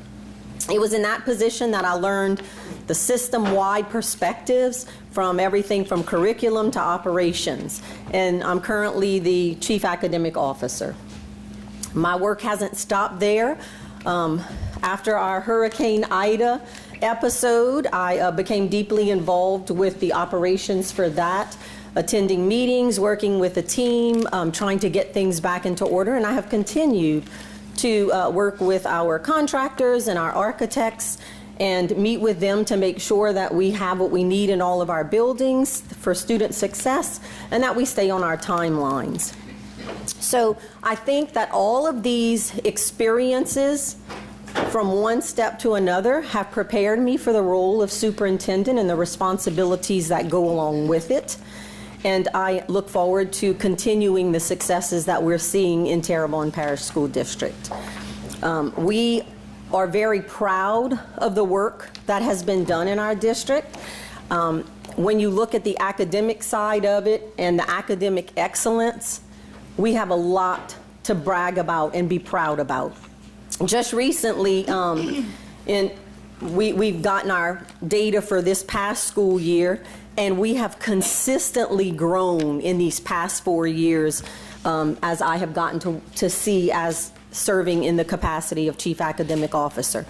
In 2022, Village East School was named as a comeback campus. Then in 2023, Broadmoor was named as a National Blue Ribbon School. And then this past year, Mulberry Elementary was also named with that same prestigious honor.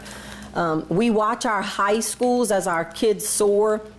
We have an awards program this Thursday night, as a matter of fact, and 12 of our high school students have earned and will be recognized Thursday for having a perfect score of 850 on their English 1 or English 2 tests.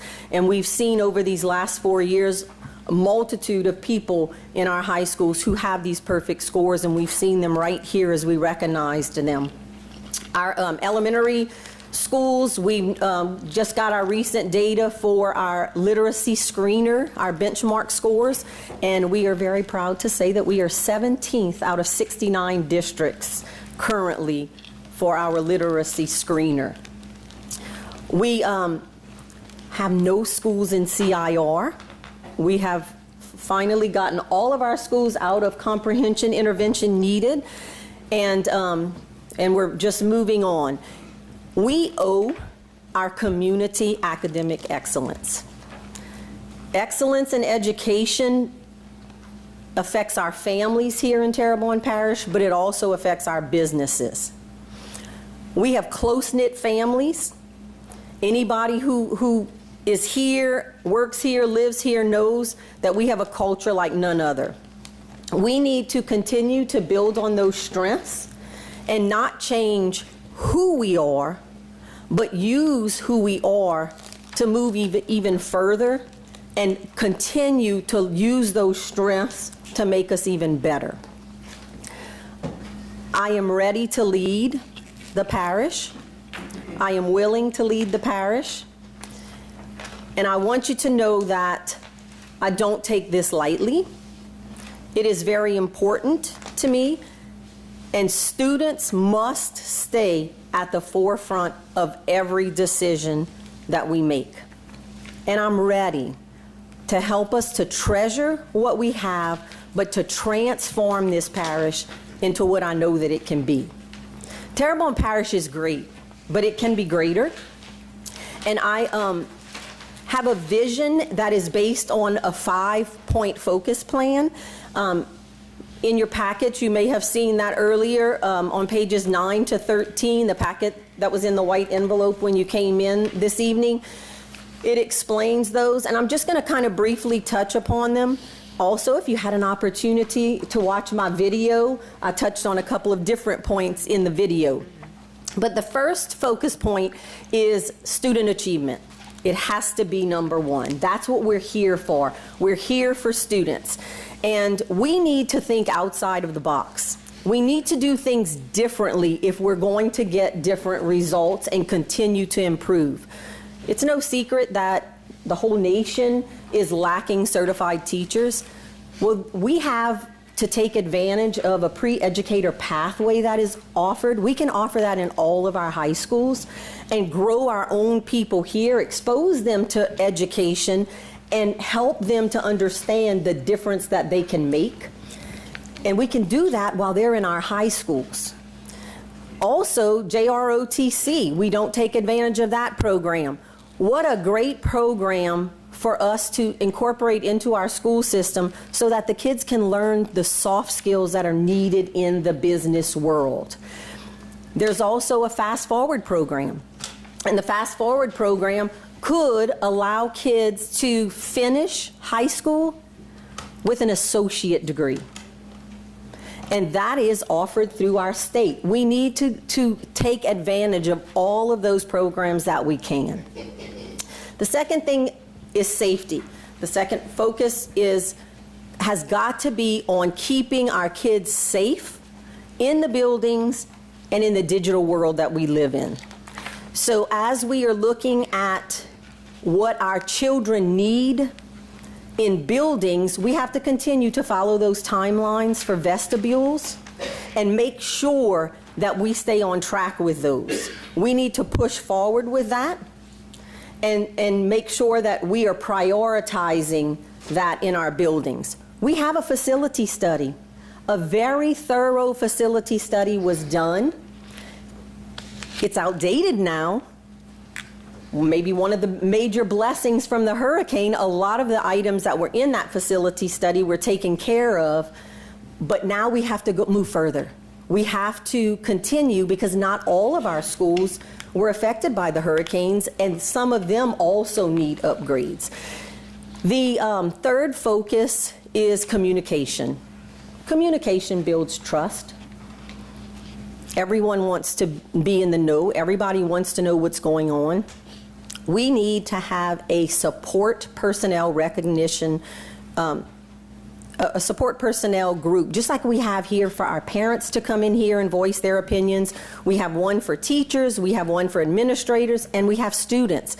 But our support personnel need to know that their voices are being heard also. They are important to focus one, which is the student achievement. Having videos produced and put out there frequently. We need to do that. We need to put out videos so that our community members don't have to come to us and ask, what's going on?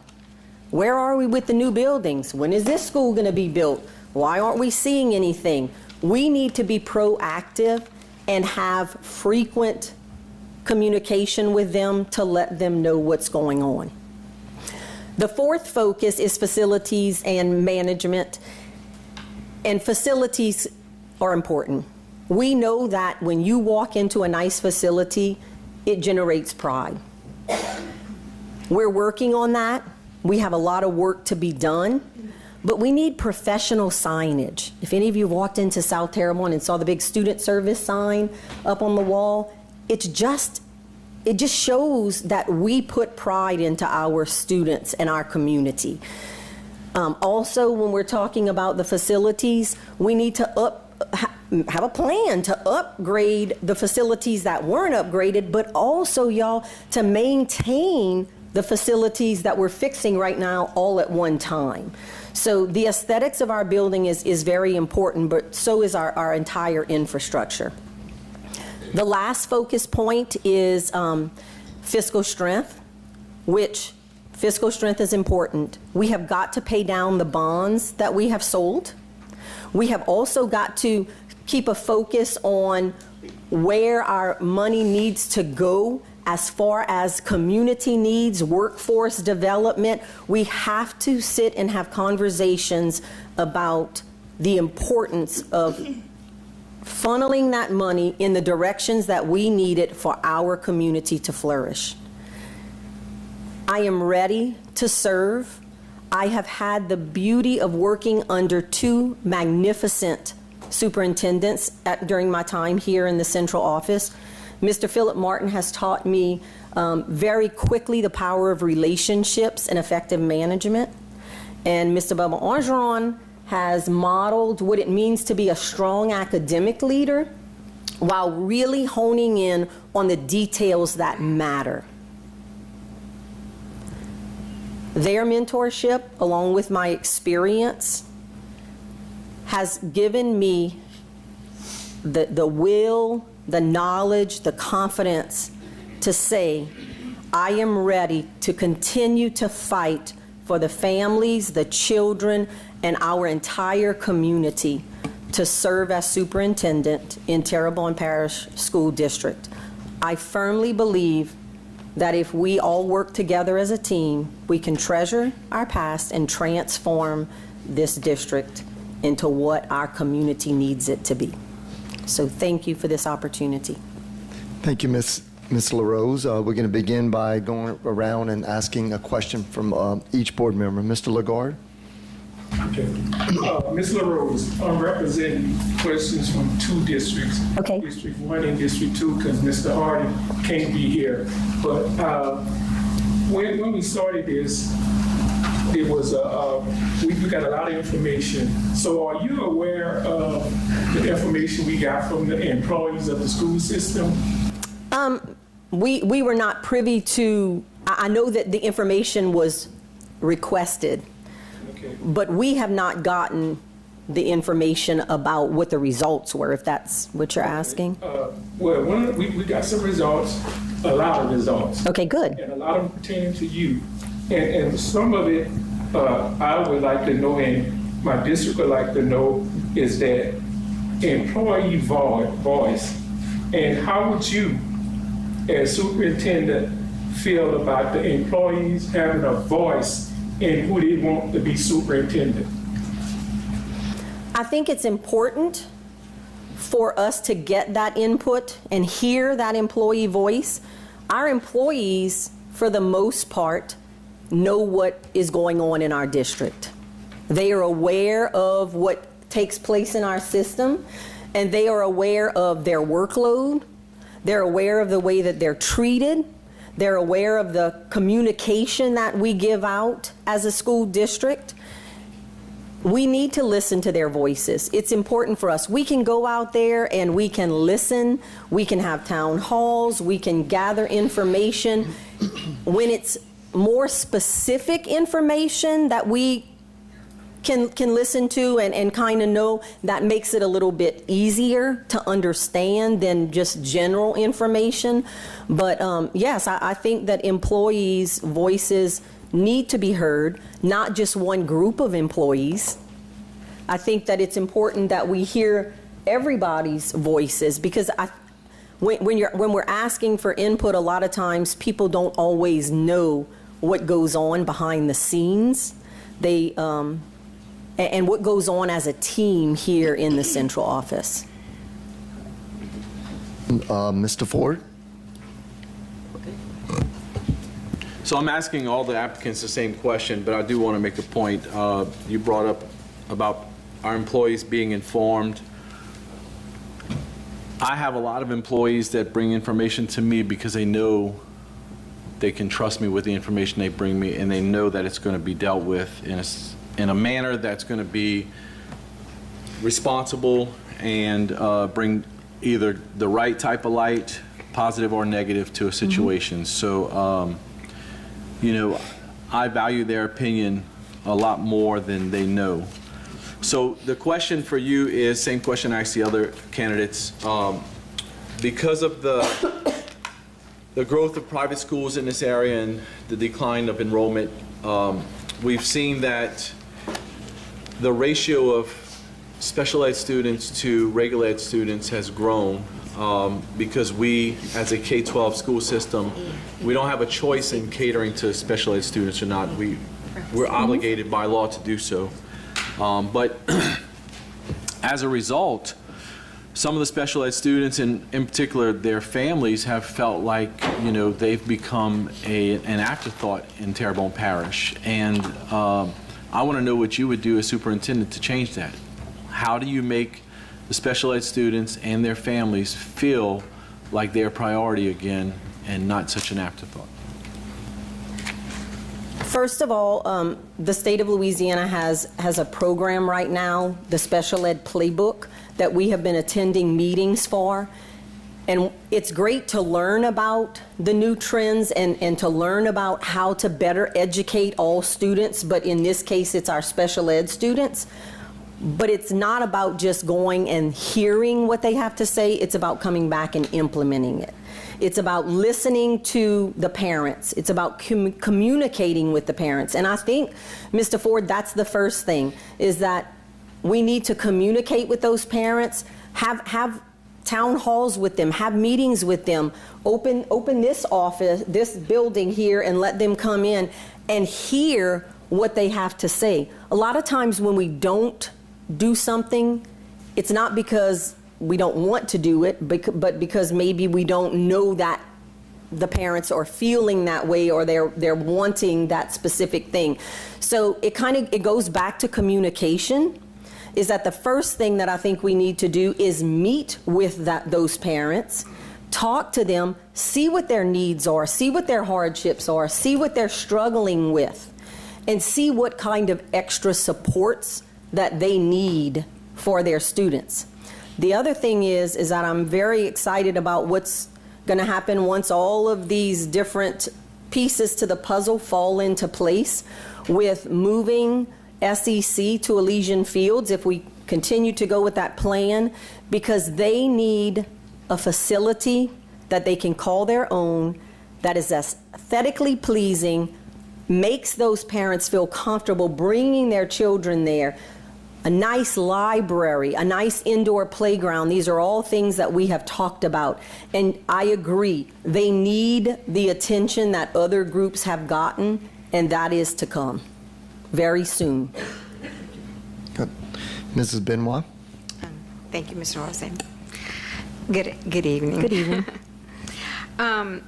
So I know you are aware that the superintendent reports to the board. And we have had much communication with our superintendent along the way. I mean, there's newsletters and phone calls and texts, and so we're very, very informed. But we also have opinions and ideas and suggestions. But the superintendent is the ringleader, really. I mean, makes the decisions regardless of our suggestions and opinions and such. And as a long-term administrator and educator, I'm sure you formed a lot of your own opinions about things along the way in your dealings. Is there a time that you met with a colleague and discussed a decision or a procedure, process, or whatever, and you were actually swayed from your original thought of what you were going to do? And I guess I need to know that. It's like, are you flexible enough to listen to some of the ideas and suggestions that we have? And as I said, ultimately, you make that decision yourself. Right. And I just wanted to know if you could think of a time where you experienced something like that, where you thought you were going in one direction and maybe changed as a result of colleagues coming to you and saying, well, did you think about this, or did you think about that? I can absolutely say that occurs on a regular basis with all of us, and it should. Yes, we all have our own opinions, and our opinions are based on our experiences in life and the track that we followed. But even with you as a board, that's why there's 9 of you, because every person's opinion is valued and should be heard.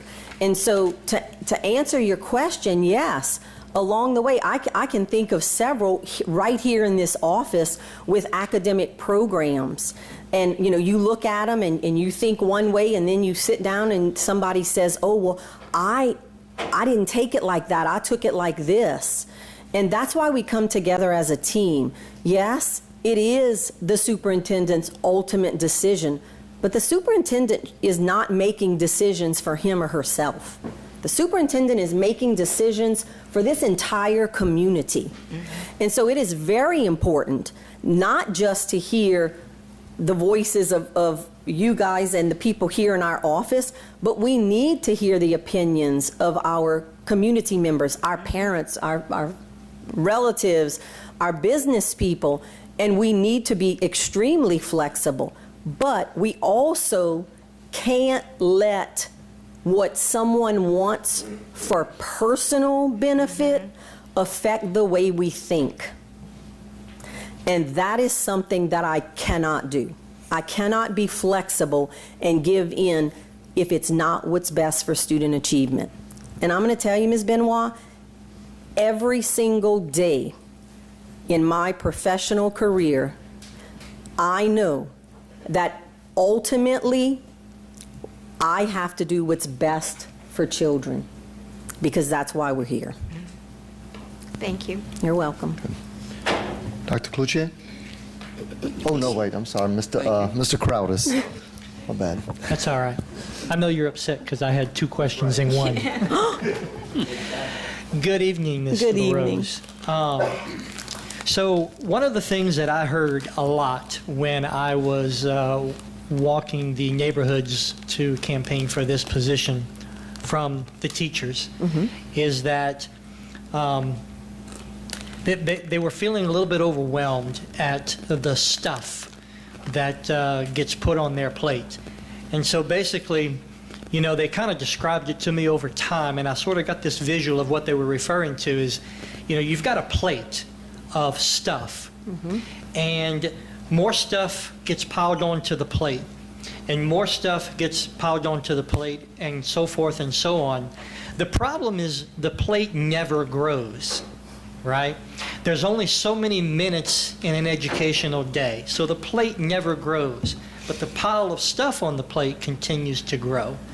So my question to you is, what are some things that we as a school district could help to remove from the overwhelming amount of stuff that fills a teacher's plate every day to make their job just a little bit more manageable?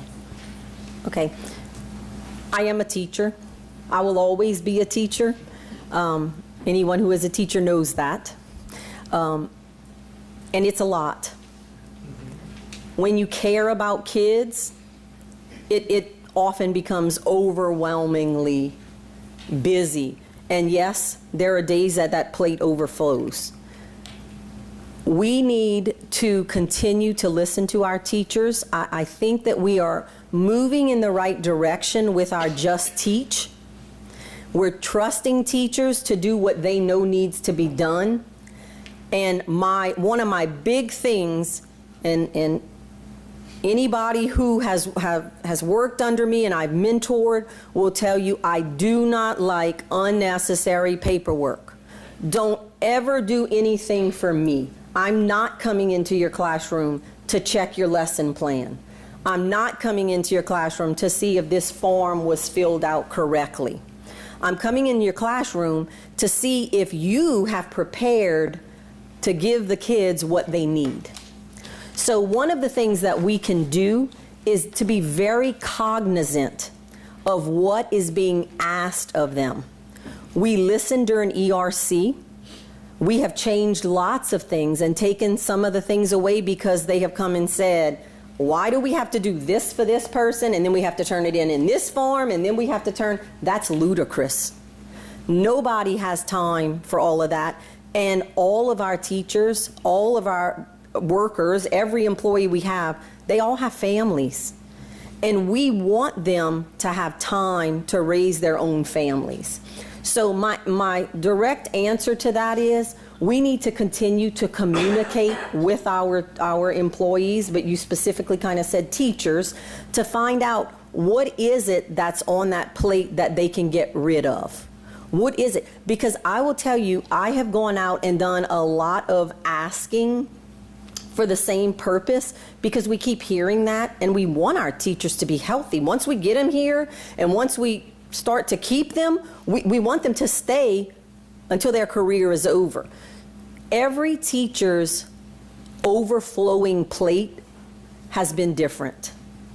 A lot of them are working on SBLC stuff. A lot of them are saying it's the lesson planning. Some of them are saying it's, trying to come up with alternate activities for kids. Some of them are saying it's the diversity across the classroom that they're having to try to teach each child at the level where they are. So different people struggle with different things, but I think that as we move forward with our Just Teach and realize as we go that it's okay for us to step back, and it's okay for administrators to step back a little bit and let teachers do what they were trained to do and what they do best, and that is teach. The paperwork does not help unless that's what you're doing to prepare for your lesson, but worthless paperwork is not needed. We also try at our principals' meetings to give them a little bit time to do some of the things that we have to do, and some time to collaborate with others and share. We don't mind them sharing and helping one another to get through the tasks that they have to get through. But we just need to be very cognizant of what we're asking them to do and not to duplicate. That's part of communication between all of our departments if it's coming from us. You're welcome. Dr. Cloutier? Yes, thank you, Mr. Rose, for being part of this search. We appreciate you. You're welcome. You're spending your time on this. My question for you is, in the communication portion of your portfolio, you talked about short videos and the need for that. Just as evidence of that, the recent information in the newspaper about the upgrade for Terrebonne High School, which is great, needs to be done, but it was met with such resistance because people don't realize what's going on at Ellender. So everybody's thinking Ellender's forgotten, left behind, just going to focus on Terrebonne, not realizing, you know, the amount of money that we're spending to rebuild Ellender and to make it a first-class school. So how would you approach our community in ways that we're not approaching them now? Because obviously we're not getting the message out very well. Right. How would you approach our community to inform them and keep them up to date of what's going on? One of my favorite things to do, and I think it's very effective, is to go out and speak in communities. I think that it gives people comfort in knowing that we are going into their communities and that they can voice their opinions and ask their questions. But I also like to be proactive and try to answer as many questions as I can prior to, so that there may not even be a need for that. So in order to do that, we need to explain the why. And I know that, you know, some people have a philosophy of, you know, you just do it because you were told to do it. I can't tell you how many times I've heard that, you know, in my life from my grandparents and parents. But you can't act on that when you're in a position like this. You have got to inform the public. We need to get out there and explain to them why Terrebonne High is getting the upgrades it's getting. We need to explain the condition of some of the areas of Terrebonne High. We need to explain to them that there is absolutely no reason that a school should have an office on the second floor. Right. And the safety issues that come with that. That is, if that's the main reason, we have got to do that. If that was the only thing that we would be doing and that was the only thing that needed upgrading, that's what we would need to do. But there are some other issues that we're fixing at the same time, and I would love to share all of that with the community. So now let's address Ellender. Ellender is going to be state of the art. It's going to be a campus that the kids can walk on and feel like they are the most important people who exist in this parish. It is beautiful. It's being erected from the ground up. And I have met on several occasions with Mr. Craig Hebert, who has listened to us and gone through, he has tweaked and tweaked and tweaked to make sure that Ellender is getting at least what the others are getting, plus more. In order to do that, we have to be so careful because we have FEMA money, and then we have our upgrade money that is on us. So as we're preparing for this, we want to make sure that we stay in the scope of things so that we can have FEMA pay for most of it, what they can legally pay for, but that at the same time, we're adding on and giving them what everybody else has. And so, you know, when you want to start talking about how people are feeling, again, communication is the key. Have they seen the plans for Ellender? Do they know what's coming? They're out there. So because Terrebonne High is not a FEMA project, we can move on that quicker. Whereas Ellender is a FEMA project, and we want to make sure that we utilize every dime to give them what they absolutely deserve. Mr. DeHart? Mr. Rose, I've been working with you for quite a few years, and I'm very appreciative of all of the service you provided to the students. Same through here. my concerns that I was reported to by parents. And I would tell you that right now, that in the years I've served on this board, they had always a superintendent, assistant superintendent, elementary supervisor, middle school supervisor, high school supervisor. I'm just saying, and curriculum people. And I really feel that really and truly, right now, my thought is, I want to know what you think. I really believe that I've been seeing, you got a few schools that the teachers and the principals not working hand in hand. And don't get wrong, whenever a principal talks to a parent about a concern or problem, and then they talk to the teacher to get not the same answer. So I think the communication, I would like to see and ask you if you would consider, if you become superintendent, to try and get, and you got very good hard-working people in the central office now, but I really believe we're a little short in some areas that can improve every child, no matter what school, elementary, middle school, high school. And what my biggest concern is right now that I feel, and it's just my opinion, to say that your expertise in things that I brought to you, you showed me that really and truly, just like I explained to you, I was told by the parent, and then the principal might tell me a little different story, or the teacher. But what I'm saying is that whenever kids is playing on the iPad or their cell phones during class time, I know we got rules against that, but I know a teacher's got a tough job. They got their plate loaded. I don't know what the answer would be. That's why I'm asking you, is that right now, teachers can walk around the class a little bit, and I know the instruction is about a blackboard and stuff like that, or whatever, or the computer. But what I'm saying is that I really believe there is room for improvement there to make sure kids are focused. And just to give you one small example, anytime a child's grade drops, parents think, oh, something that's going right at the school. And if they sign their name on a test and turn it in and don't answer none of the questions, guess what? Their grades is going down. Right. And it's not happening every day. It's just that it affects their grades. So we do have made so much progress on the academic side. So I'm asking you, would you consider looking at that as a superintendent? Because I know you've been spread it so thin, but you never did slow down. And I appreciate what you do. So what I'm getting at is that I would just like the answer to say what your thoughts is, not saying just an assistant superintendent, but on the curriculum side, you know, whether special ed, regular students, I really think that needs to be taken care of.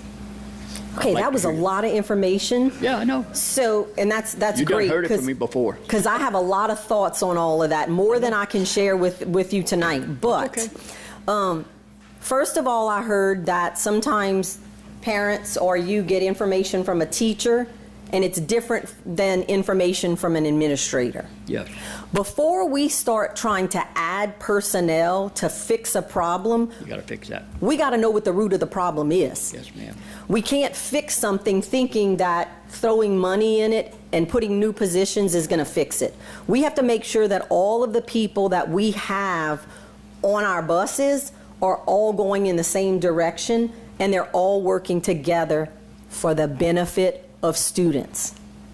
If you keep that in mind, and you always know that everything you do, it's not about me, it's not about you, it's not about this person, that person, it's about the students.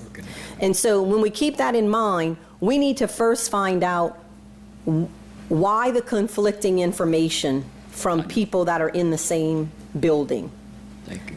I can imagine that would That confuse really was the answer I'm parents. looking, because we can't have two different stories and we don't know which one's right. Right. Thank you for your answer. You're welcome. Thank you. Dr. Trahal? Thank you, sir. Good evening. Good evening. You know, as a board and as administrators and supervisors at the district level, usually we end up looking at things with a wide point of view. Our parents have a narrow parent point of view, guardians. They're worried about their child. and their issues. And I feel that when they have come to a point with whatever concern or issues they having with that child, that they're going to contact the board member. It has been become very important to them and for the success of their child. The last two superintendents, including the current one, had very different philosophies about handling these types of issues. And I was wondering what kind of policy you would have if a parent wanted you to address as superintendent their issues and didn't want to be sent down to a supervisor or anywhere else, but they wanted the superintendent. And what would your open door policy be for that? All of you that I have dealt with over the years know that I handle my own business. There are some times that parents call, or that one of you call me, that I could have easily turned it over to a different supervisor. When you contact me, I take the time to handle it. And each and every one of you, I have worked with, and I have done that for. By the time parents get to us, they are upset. And you know what? They should be. Not necessarily because something is totally wrong, but that's their perspective. And as a parent, I know that my children are the most important thing to me. And thank goodness we have parents who are willing to fight for their kids. They need to continue to do that. I never look at a parent phone call as a negative thing. I look at a parent phone call as an opportunity to reach out to a parent, find out what their needs are, either explain things to them or make them feel better, or say, okay, I am personally going to the school and I am going to observe your child. I can't make decisions from a chair somewhere. In order to make decisions as to what's best for a specific child, or why your child is not excelling in school, or why your child doesn't have friends, or why they feel like they're, being picked on at school, all of those things are things that I need to go and put my eyes on in order for me to call them back and say, this is what I discovered, this is what I want to try. This is what I saw, and I'm very honest, and sometimes they don't want to hear it right away, but I tell them, this is what I need you to do. This is the data that I looked at. This is what your child is deficient on. It's not all of their math skills. It's the higher level skills. This is what we need to do. So I think it's extremely important for me to be willing to speak to parents, to speak to teachers, to speak to any employee in this district, all of you, community members, business partners, and I know that may seem like, oh yeah, how are you going to do that? You're not going to have time to do that. But when they call me, it's typically because, and that's in my CAO position, it's typically because they have already spoken to a couple of people and they're still disgruntled. None of us need to spend energy on being disgruntled. We need to spend energy on loving kids, educating kids, and being there for kids. Thank you. You're welcome. You mentioned in your opening about our high school students graduating with an associate's degree. So other than dual enrollment, what is that, briefly, what would that look like? Okay. How is that accomplished? The Fast Forward program, we're actually, we've had some conversations in the last couple of weeks. We've had a parent who has requested it. I personally don't like shutting doors without going out there and examining what the options are, seeing if we can make it work. It's not about what's easiest for us.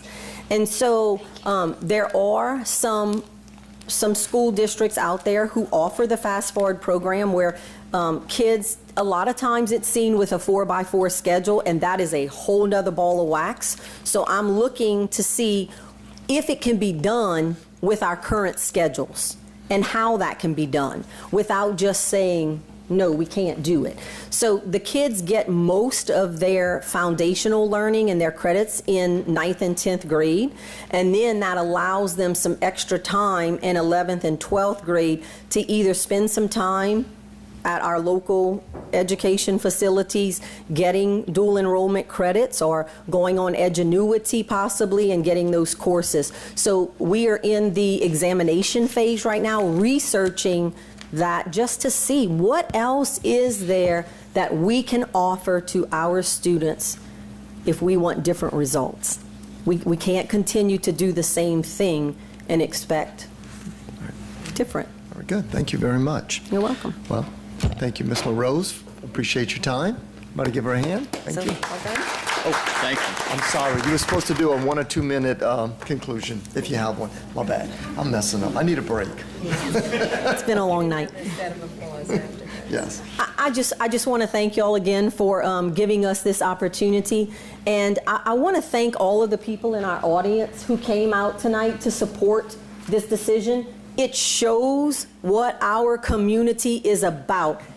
This is a night that you can never get back in your lives, but it's a night that's worth our students getting the right person in this position. I am committed to Terrebonne Parish. I am committed to our students. I am not going anywhere. My job is not done. My work here is not done.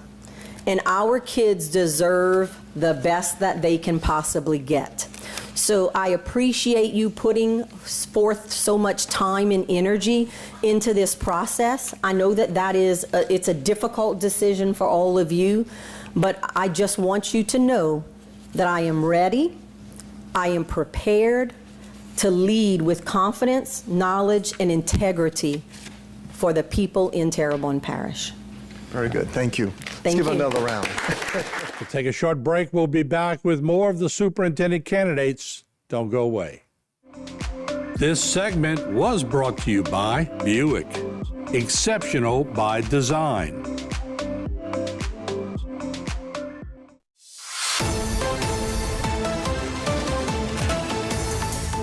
Welcome back to HTV as we continue to hear from the superintendent candidates that will replace Baba Angeron as the superintendent of Terrebonne Parish Schools. Let's continue listening in.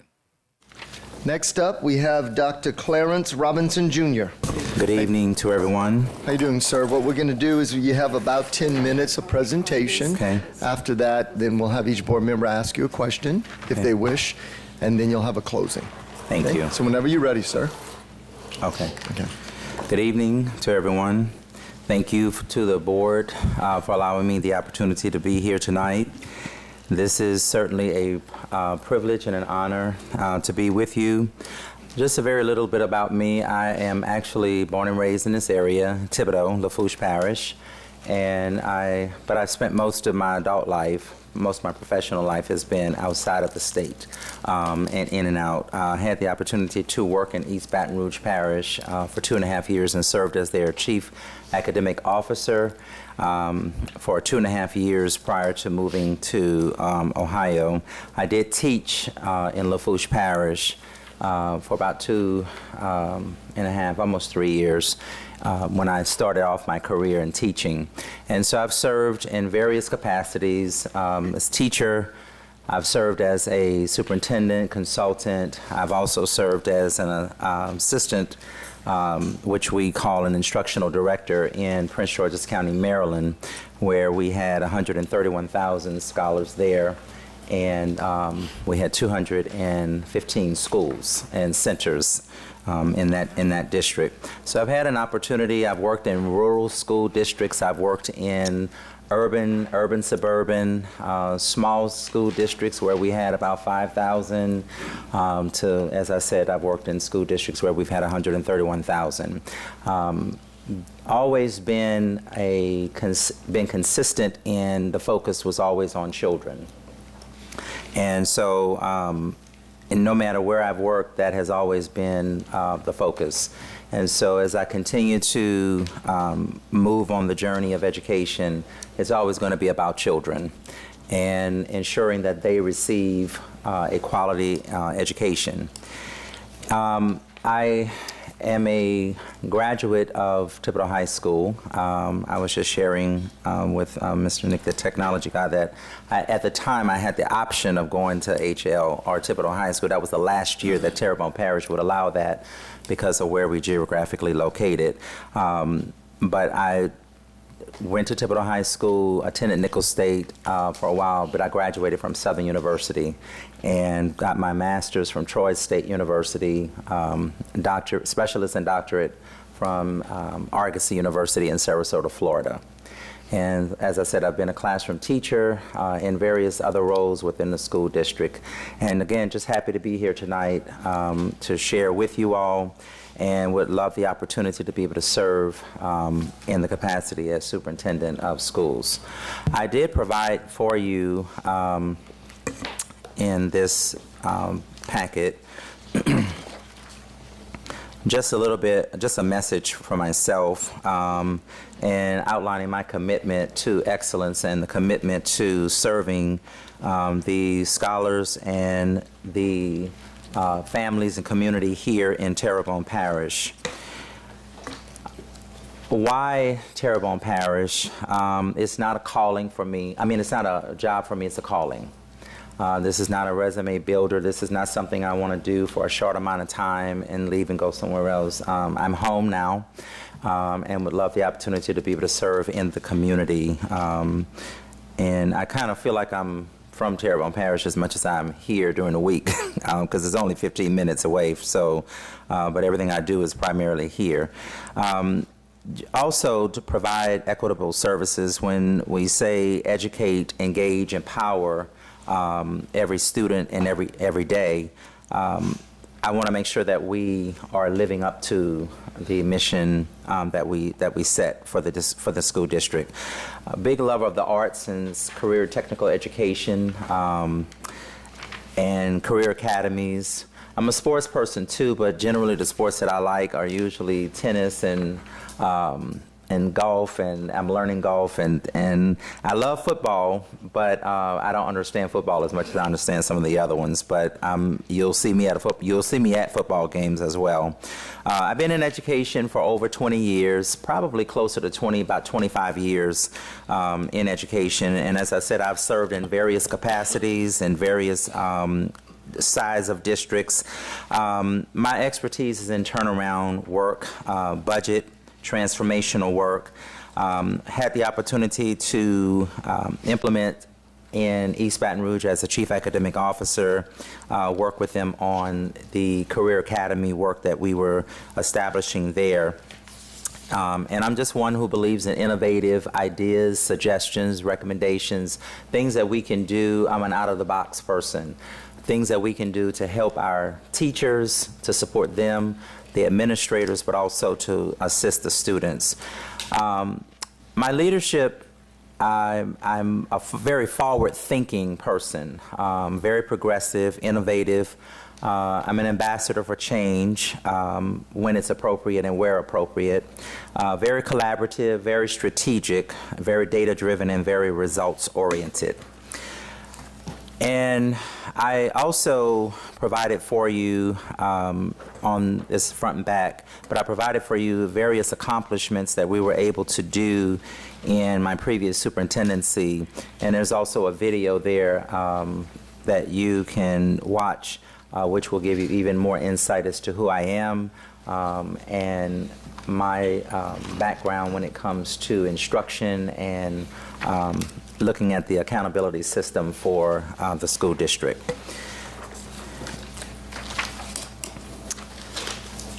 And things also that we were able to accomplish there, as I said, there's a plethora of things, and I won't use that time, but I did provide it for you. But one of the things that stands out that we're very proud of, unfortunately, we had to close a building in order to do it, but the STEM high school, which was the #1 STEM high school in the state of Ohio, we actually had it in our district, and we were able to move them and save some of that the money and for the fiscal reasons to move from the university campus into that building. And so that was one of the biggest accomplishments I think that we were able to do. But even more than that, we were able to pass a levy, which we had not done in 12 years. And so we had to really appeal to the community. And then I also provided for you a 100-day plan that breaks down into 5 areas. And again, this is just a plan, providing that the board allowed me to come. Then we would sit down and really talk about what my 100 days would actually look like, because this is not set in stone. And so those areas would be around safety and school, assessing safety, the staff and student well-being, also engaging with the board, and building trust among stakeholders, assessing teaching and learning, also looking at district leadership, capacity and alignment, and looking at operations, which is always a biggie in most districts. And so this is, again, just a plan of the 100 days, but I wanted to provide that for you so that you were able to review that for your own reading, which will give you a little bit more insight as to the work that we have done in previous places and things that we can do and opportunities we can provide here. Very good. Thank you. Thank you. We'll begin with the board members asking a question. We'll start with District 1, Mr. Mike Lagarde. How you doing, Doc? I'm great, Mr. Lagarde. How are you? I'm fine. I have a question representing District 1 and District 2, because District 2 Representative Greg Harding is not here. Yes, sir. And so we've been going back and forward with his constituents and ask questions. Now, one of the big things we would like to know is that we've got a lot going on right now in the parish, and we would like to know what's your best experience to be superintendent, and you think that will prepare you to jump in and start being superintendent in Terrebonne Parish from day one. What's your best qualities you think, leadership strength, that prepare you to do that? Thank you for the question. My mind reflects back to my previous role as superintendent, and I had to do the very same thing. I had to go into a place that I knew no one, had never been to Ohio, knew no one there, knew very little about the district outside of what I was able to glean on my own. But it was a learning curve, but I learned very fast. And because I've had experience working in districts, other districts, not just as a superintendent, but also in other capacities, that lended itself to me having to delve into the work, and there's not time for someone to teach you or show you. You've got to be able to jump in and move forward. So I'm able to do that. And surrounding yourself around with people who inside who can give you perspective as you begin to make those decisions. I went into, as I said, a district that we had to do a lot of work around the fiscal part of the district. We were building buildings, they were closing schools, they were building schools, we were moving schools. We had a lot of things that were going on.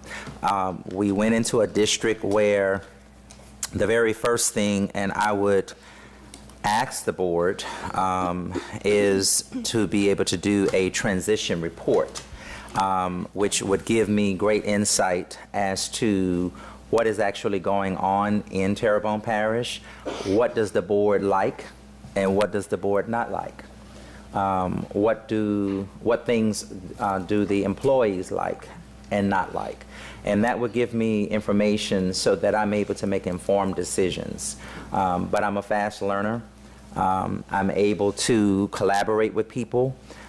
Because of the experiences I've had working with large budgets, plan operational things. I was listening to a couple of the board meetings, so I know that you guys have been doing some renovation work still stemming from Ida. And so I remember the last time I was here, I remember that, and just keeping abreast to what was going on. So I'm very familiar with a lot of the things. I didn't say I know it. I said I'm familiar with a lot of the things that you're engaging with. And so, yes, as a board, you would be concerned and should be having someone new coming in and not actually being here day to day. But I also don't think that that is a reason not to consider, because I do bring a wealth of experience and knowledge that I do believe would be very beneficial, and especially at the time when you're doing some of the building reconstructions and building buildings and looking at some of the things that collapsing schools and all that. I think that a lot of my expertise from Baton Rouge, as well as where I just came from, would be ideal support for me here. Okay. Mr. Ford? Good evening, Dr. Robertson. Good evening, Mr. Ford. Thank you for joining us. Thank you.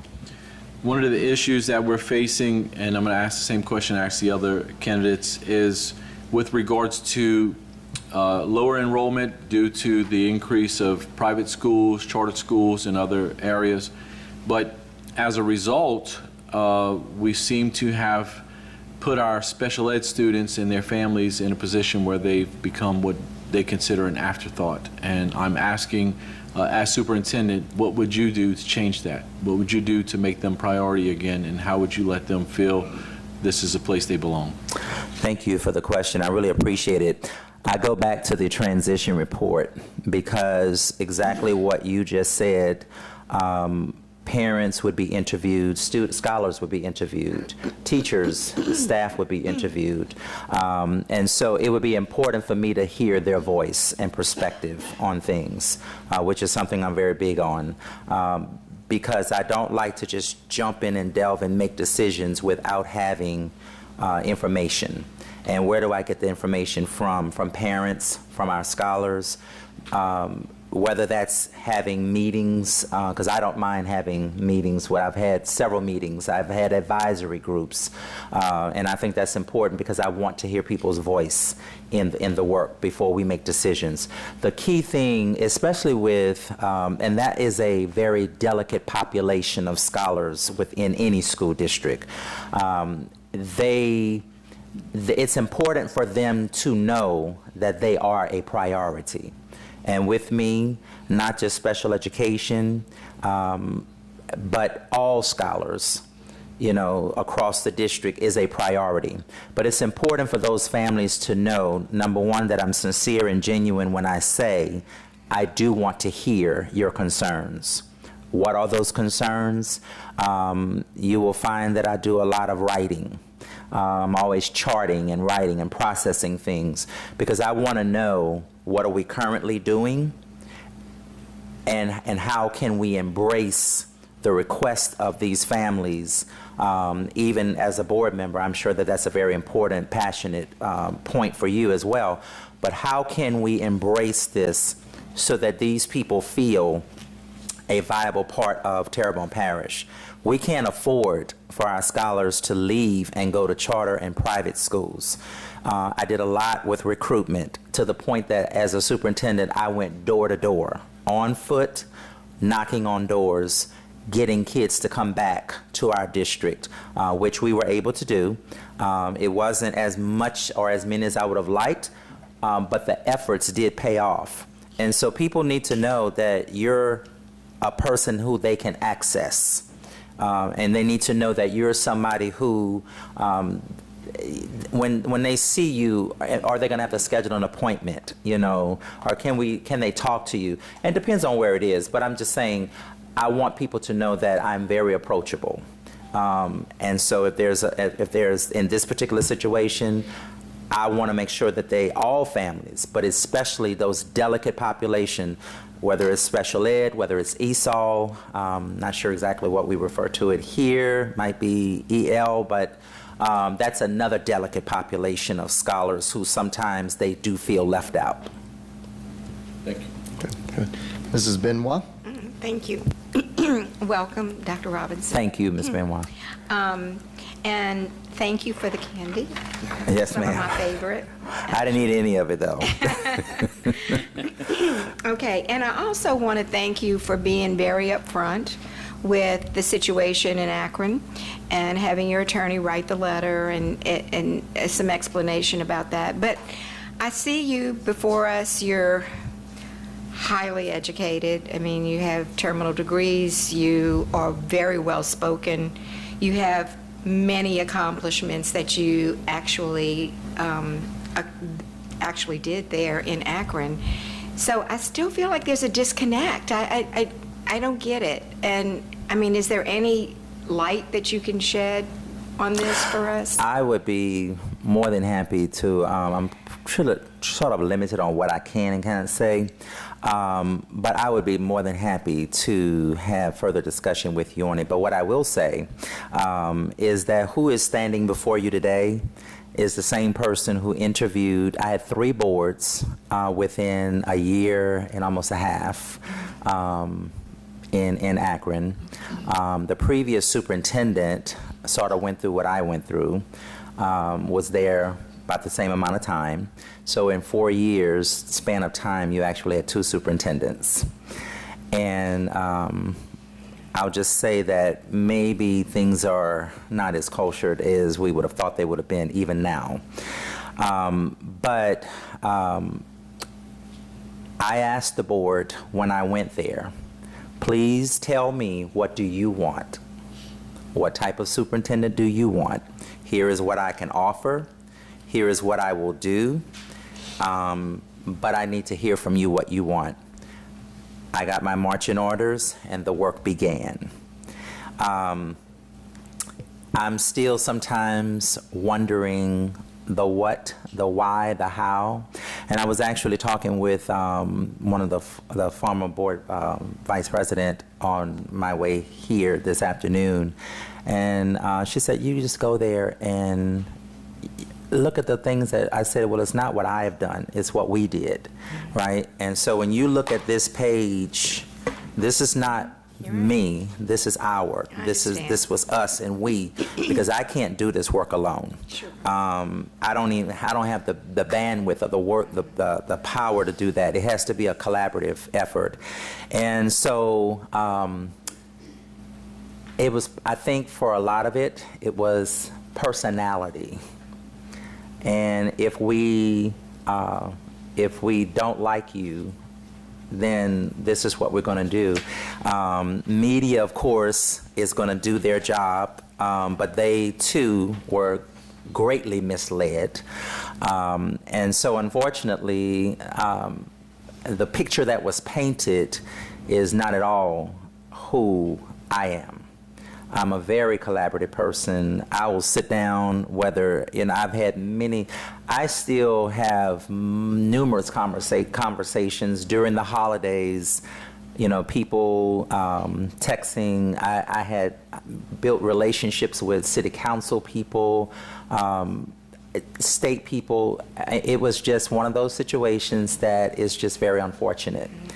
But I am thankful for that question. I would love to be able to talk with you more about it, because there's a lot more insight I would love to give to you, whether I'm hired or not, just for your knowledge. It's very important for me, because I was very reluctant in initially applying for this job. And so I spoke with several people who encouraged me, right? Because when you go to work one day and the next day you don't even have no clue what happened, it's very devastating. And so that leaves you in a very peculiar place. But it took me some time, but I'm good. And I'm ready to do the work. But people know the truth, and they know the work that was done. They know who I am, and I wouldn't have board people support if it was the situation that was actually painted. Mm-hmm. I wouldn't have that support, but I still do. Thank you. And thank you for that question. Mr. Crowdis? Good evening. Good evening, how are you? I'm well. How about you? Good, thank you. So I am someone who does not come from an educational background per se. I'm not a teacher, never been a principal, coach, or anything like that.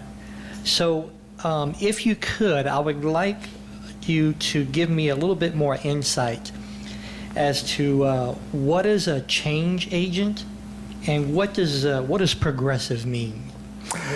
Give me some definitions. Okay, so a change agent, my background is and expertise is around transformational turnaround work, right? And please forgive me for talking with my hands. I'm a former English teacher, and sometimes we do that. But as a change agent, and I don't stand here and say that boasting with pride, because change agents are people that come into a business or an establishment, and they are looking at the things that are going well, and they're looking at the things that are not going well. And how do you fix those things? I do not wear that title with significant pride as to say that that's something that is exclusively great. You know, it's not a bad thing, because there are people like that, and that's their job. But when we go into a school district, and I'm usually observing for the first, few months, for the first year, depending upon what I'm walking into, because the board may say to me, we have problem X, Y, and Z, and we need to have fix now, right? If I were not a change agent, I would struggle in probably getting that done. But because I've had that experience, I don't say I know it all, but because I've had the structural experience to be able to do that, then I can walk into, back to Mr. Lagarde's earlier question, I can walk into a district and assess and immediately begin to start moving. That doesn't mean that I'm going to move in the way that I don't have the answers, but I know the structural process of what needs to do the assessment piece. And even if the board said, no, we don't want, we don't really want to have a transition report, I'm still going to do that anyway. But when you get it from a perspective of a person who doesn't know the district, not necessarily know me, they don't know, they're going to give a different perspective, and so I'm able to use that. But as a change agent coming in, you as a board would share with me and say, here are 10 big rocks that we need fixed, right? We want you to focus on these things. But we know you can't do them all, but work with us on how you're going to organize this and what is it going to look like. And so I would begin to start putting together a team of people, internal, who can sit and work with me to develop a plan that I can present to the board to say, here are the big rocks that you provided for me that you want me to work on. Here is the methodology and how we're going to go about getting that done.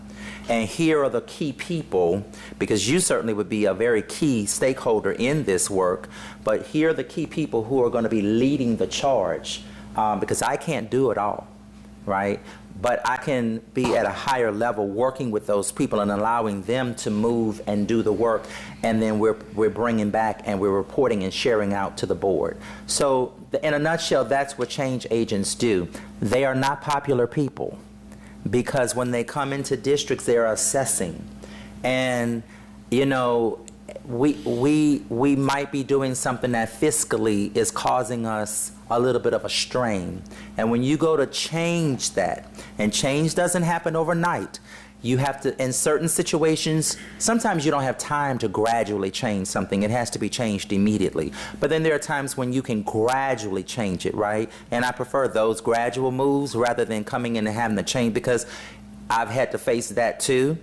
And immediately you lose what possible relationship you could have with people, because they're like, here he came in and just changing all of this stuff. And that's not necessarily what I wanted to do, but it was a charge that was provided to me. And so the other thing that you asked me about was progressive. Forward progressive thinking, right?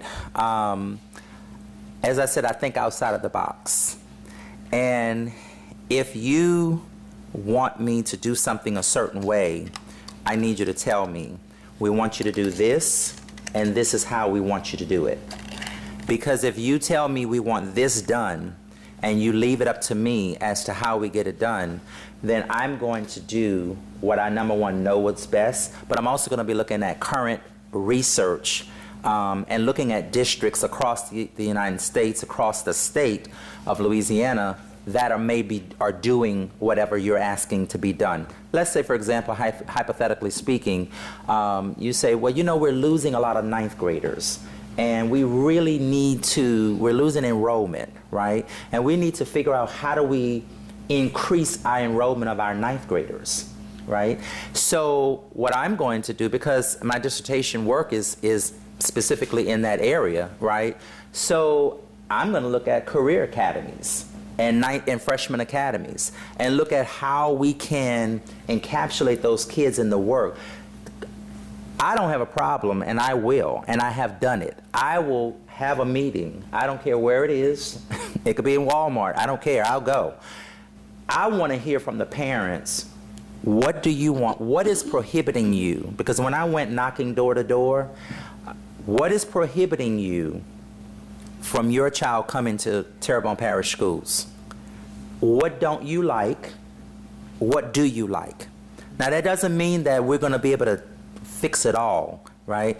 But I want to bring in fresh new ideas that can help us fix age-old problems. And to your point, Mr. Ford, we did increase.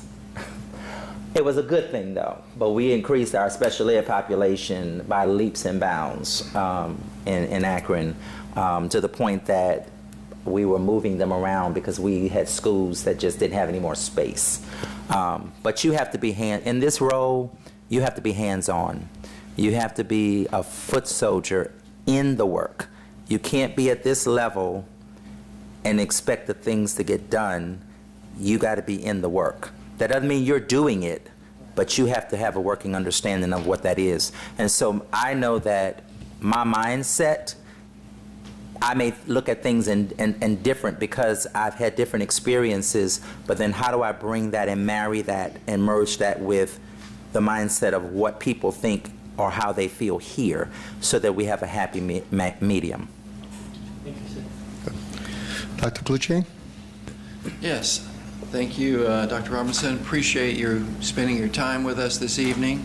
Thank you for inviting me. I'm glad to be here. Very honored to have you here. I'm honored to be here. Thank you.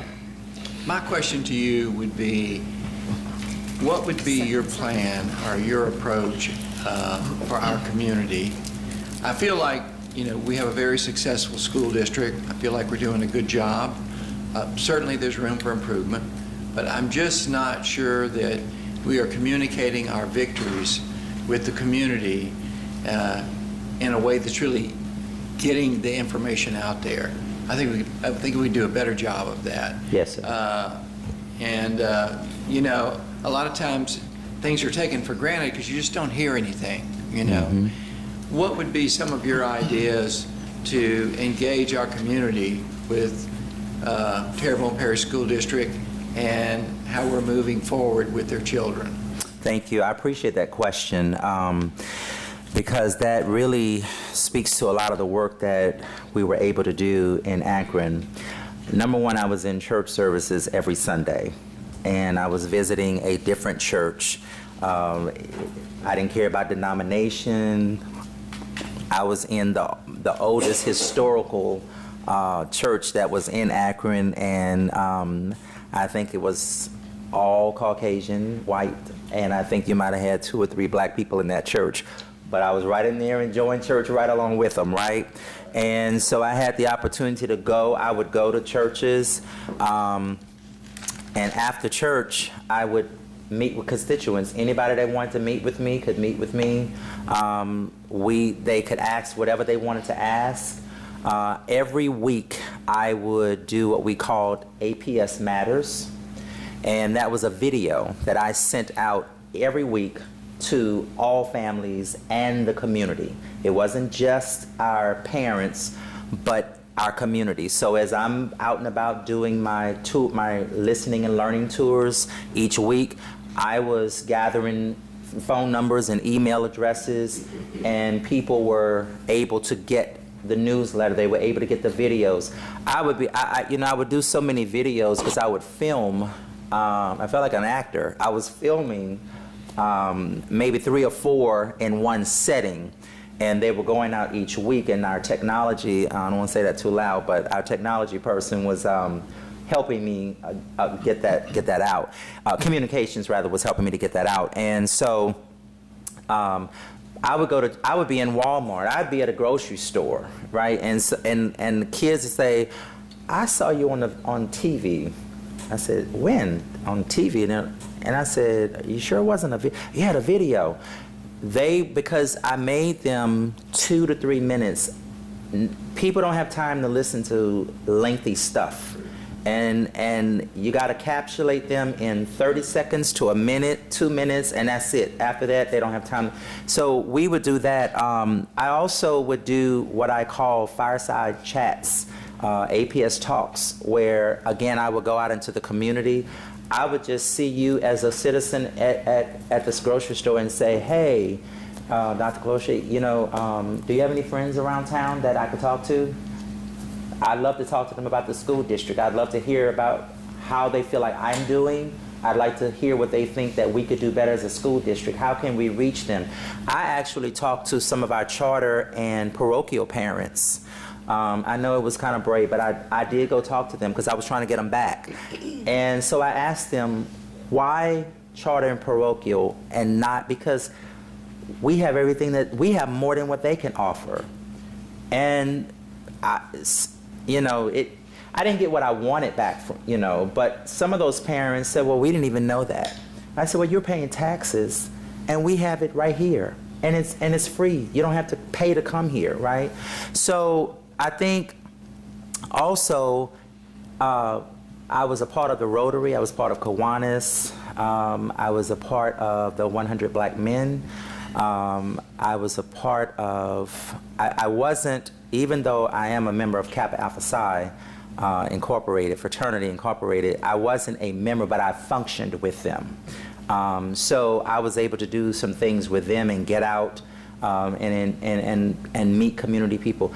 I didn't even care if it was during the week. If I didn't have a board meeting or a committee meeting or a meeting, I was out in the community, even on Saturdays. I went to as many functions as I could on a Saturday or during the week. If someone was having something, I was there, because it wasn't about me being seen. I wanted them to know that I was a part of that community. And so I would do the same, have the same approach here in Terrebonne Parish. I do have family here, lots of them. So they would be able to steer me in certain directions, but they don't know the whole Terrebonne Parish. So I would want to talk to you all to find out, hey, what are some ways or some things that you think would be effective for me as a superintendent here? What could I do to get out? All I need to know is what to do. I'll go do it. If it means me being able to communicate with families. I had advisory groups where I had the business community, I had parents, I had scholars. I couldn't have employees because we're a union state, and I could not meet with them. But I would have representatives to come.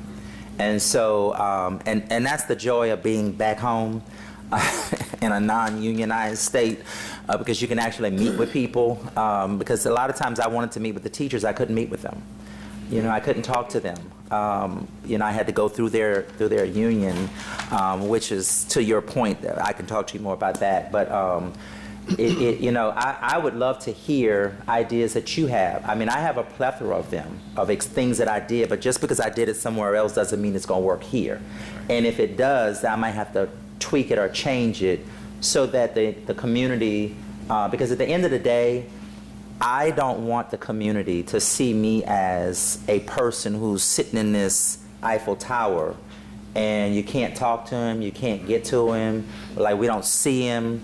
No, they saw me at everything. Didn't matter. I would go to Cleveland, which is probably 30 minutes away. If there was something happening and it represented people in our community and they were doing it, I was there. Very good. Thank you, sir. Yes, sir. Mr. DeHart? Thank you, Mr. Walzan. But Dr. Robinson, again, it's good seeing you again. Yes, sir. And, Good to see you. I like what you've been saying already, but this is a question that I have.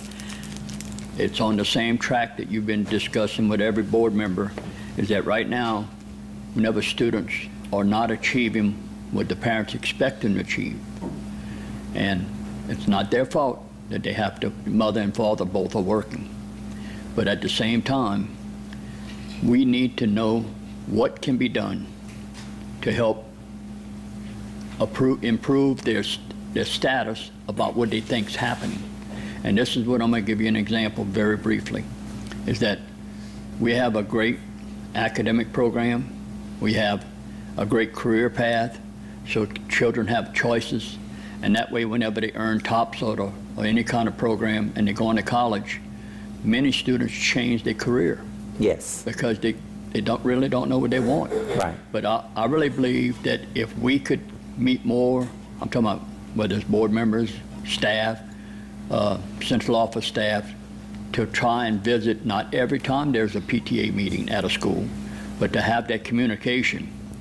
And what I'm saying is that instead of keep pointing the finger at no matter who, teacher, principal, school, whatever, the system, that we need to brag about the things they do. Now, whenever we play in sports and we're number one in baseball, guess what? Everybody knows about it. Yes. Okay? But what I'm saying is that Skills USA, we got a first place electrical person. And all I'm saying, that's just examples I'm trying to say. But whenever people hear that, they're blown out. The private sectors don't have that career path, and I'm not here, concerned about that. It's just that we're here for any kind of avenue to make a student successful. So far, by what you've been asked and stuff, I like the answers you gave about, you'd like to see different things because you've been different places, and you have the wisdom to say, hey, that's what I'm impressed with as a candidate. But at the same time, I didn't know if you agreed with me or not. That I'm just saying we need more people involved and trying to explain to parents. And it's not about making excuses, not pointing the finger, and try and work with us and make sure whenever the kids get home, they're doing their homework, they're doing different things like that. So am I on the right track, you think? Yes, sir. And I hope that I answer your question, but steer me back in the direction if I kind of get off. One of the things that, and I'm going to quickly approach your question with a couple of different answers. One of the things that we did when I was a chief academic officer in East Baton Rouge Parish, we created a guide for our parents. And it was online, but we also provided it to them as well, because we so freely and eloquently say it's online, go online, but a lot of our parents don't have access to online. So you still have to send home the old-fashioned way in paper so that parents will receive it. I carried that with me to Akron as well. Also doing surveys. Now, not every parent is going to fill out a survey. Number one, if you give it to them, it has to be very, very short. 2, 3, 5 questions at the most. But a lot of parents are not going to do it. So we have to figure out, I keep looking for my phone. We have to do it in a way that they can do it on their phone. I don't have computers at home. I don't have transportation. But you're asking me to do this. You want me to be involved, right? And what I have to share sometimes with our administrators and our teachers, mama is working 2 and 3 jobs, right? She cannot come, or even dad cannot come, or grandparents now, our great-grandparents now are raising the children, so they can't always come to a meeting in person. I know that we equate, if you're here physically, you're involved. But virtually, you're involved. If I call you on the phone, you're involved. I have met with parents it was at home. Like, you, the principal, are having trouble with this parent. They've gone through the channels of central office. It has now gotten to me, right? So it wasn't like I got myself involved in it. It got to me. Well, mama can't come to see me. She's agreed, and I'll take a staff member or 2 with me, and let's go see mom or grandmom or dad or whomever it might be. We have to rethink how we communicate and how we engage our families. Because I'm telling you, the slightest thing that we might think, because we're educators, we're the board, we live in this world, but our parents do not. Yeah. And they want to be involved with their child's education, right? And then we also need to look at, I didn't talk about it, but we have I have a copy of our Blueprint for Excellence, our strategic plan. I made sure when this was done that families were involved in this. This did not come from me. In fact, I didn't even go into the meetings. My staff ran those meetings. I met with them before the meetings and after the meetings because I wanted families to feel comfortable and staff to feel comfortable to be a part of this. But when we rolled this out, this was our Blueprint for Excellence, our strategic plan that our families were heavily involved in. They gave us input, and it wasn't like they gave us input and we said, okay, they gave us input, they were here, we're done with them. No, the input that they gave, they saw in the work that we were doing. It's also important, again, going back to communication, all of our families don't have, so I still as a superintendent would send home letters to families, right? Because it's important. Not necessarily they always get there, but I at least made the effort to make sure. I would do mailings. We would do 2 or 3 mailings from me. I would listen to the voice of our teachers, and when I say the teachers, even though I couldn't talk to them, but I would listen to the things that I'm getting back from administrators, and I would provide in writing letters to address those things to help engage our parents to get them to come. Providing Saturday opportunities if they were able to come, providing weekday opportunities if they were able to come, summer opportunities, going into the community, but again, as a superintendent, I have to be engaged. I have to be out and about. I have to be touchable, approachable, so that they understand that I heard you, and now I'm going to execute on what I heard. Well, thank you. You hit my question very thorough. Thank you. Thank you. Dr. Trahan? Thank you, Mr. President. Good evening, sir. Good evening. Thank you for coming. Yes, ma'am.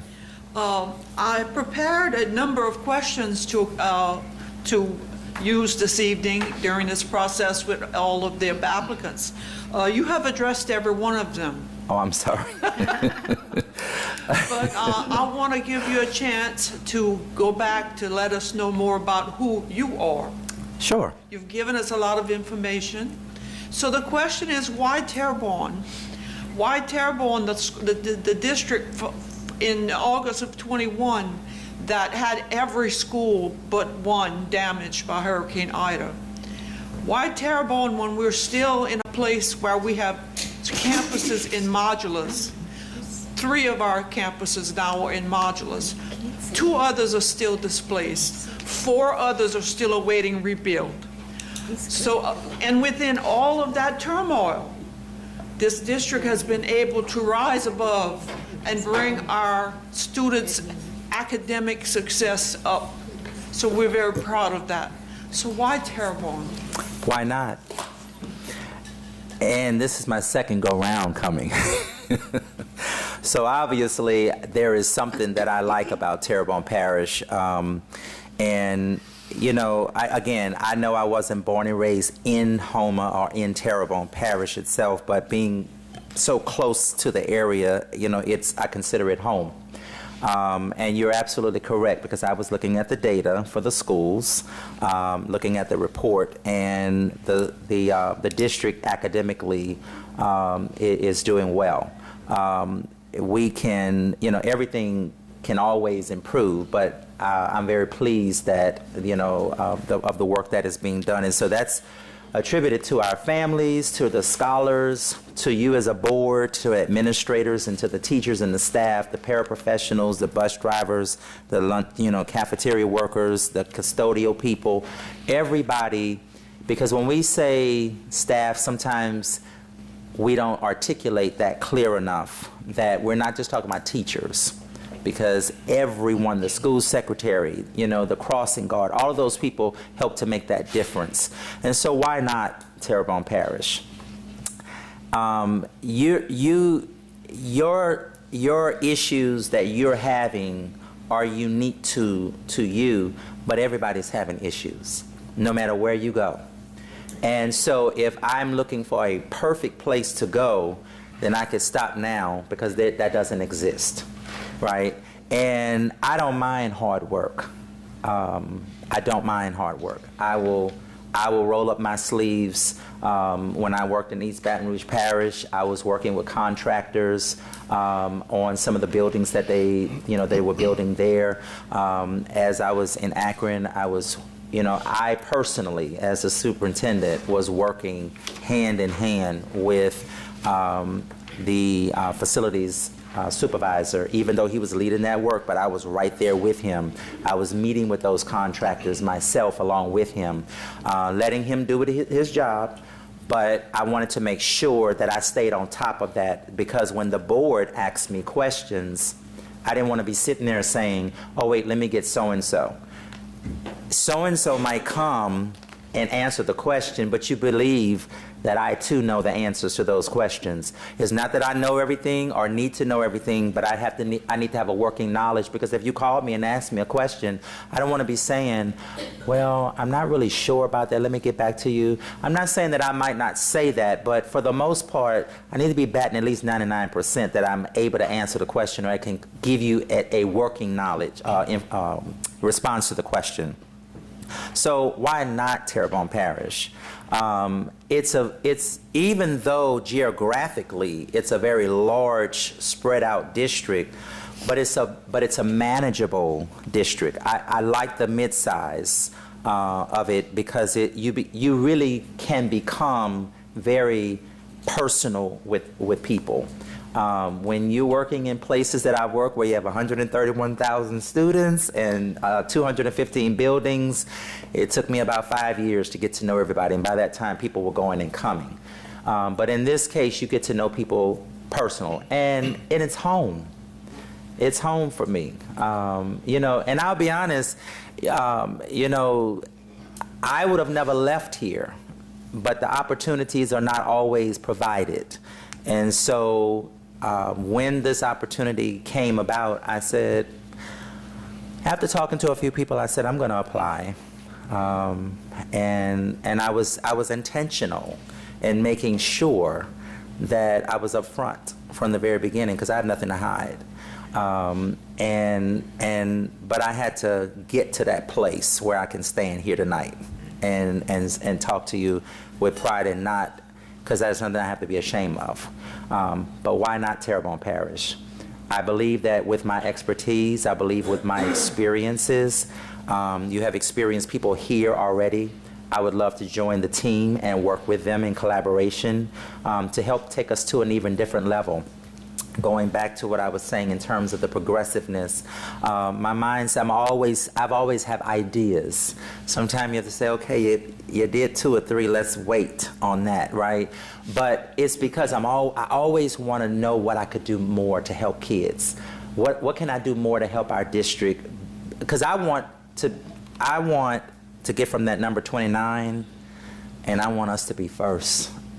I want us to lead the state of Louisiana. And I want us to be a leader in the nation. And when I talk about progressiveness, take the show on the road, which is what I was always saying, right, where I came from. We need to go to national conferences and present the good work that we're doing. So as a superintendent of Terrebonne Parish, why would I not have, and take you along as well, why would I not have you going to board conferences and those kind of things and talking about the great things that are happening here? Having our teachers, our principals, our administrators to go. I even took parents to a couple of conferences, and students, because I wanted them to have those experiences. So I'm excited about the work. I almost feel like I got my groove back. And so I'm excited about the work and excited about the potential for me to come here, but also excited about the opportunity that I can share some of the experiences that I've had. And again, it doesn't mean that because I did it somewhere else, I have to do it here. Only a portion of it maybe I can do, maybe none of it, but that's okay. We will continue to work together to move the district forward. I'm not afraid of the hard work, and I know, I don't take it lightly.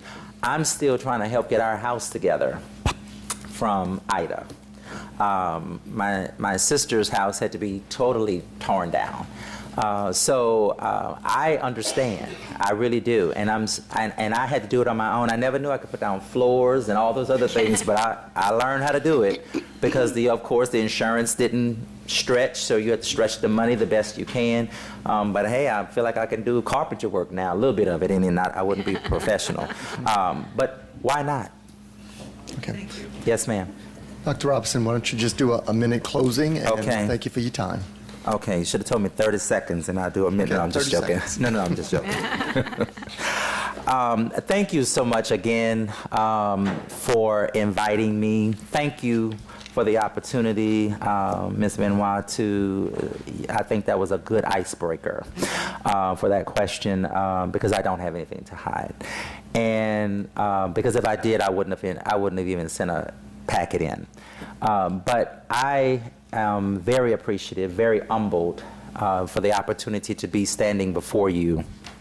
And I would love the opportunity to be able to come to Terrebonne Parish. And even though I live in Thibodaux, I would move here because I believe that you need to be living where you work and paying taxes too, because that helps. Every little bit helps. But it's important for you to know that I am a very collaborative leader. I hold people accountable, which has a lot to do with a lot of that. I hold people accountable, but I hold myself accountable. And I know you're holding me accountable, but I'm gonna hold myself accountable, probably tougher than what you're gonna do, because I believe in excellence. If you're going to lead, then lead. If you're not, then you need to move out the way and let somebody who's going to lead take the reins and do it.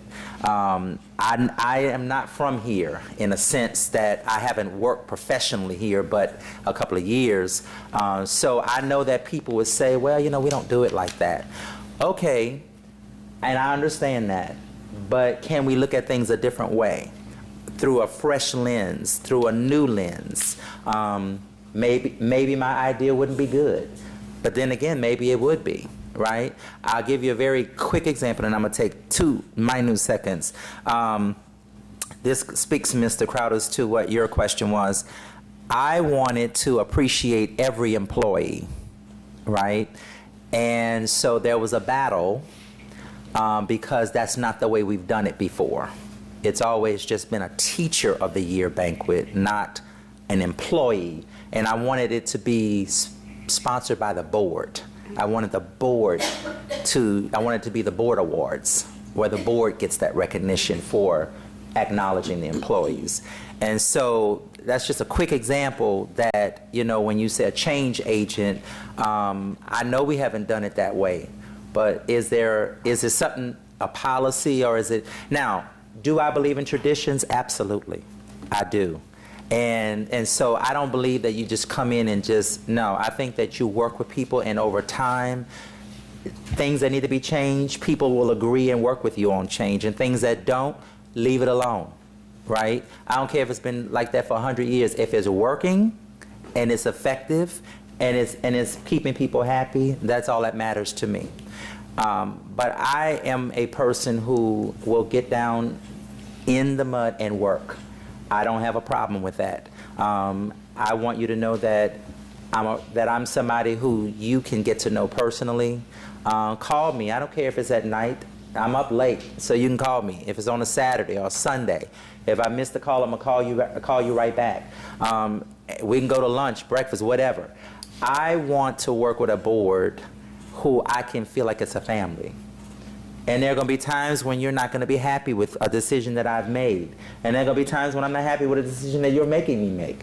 But guess at the end of the day, I work for you. and I work for the citizens of this community. And so what I do what I'm told to do. But I am excited about the opportunity and the potential to be able to come here.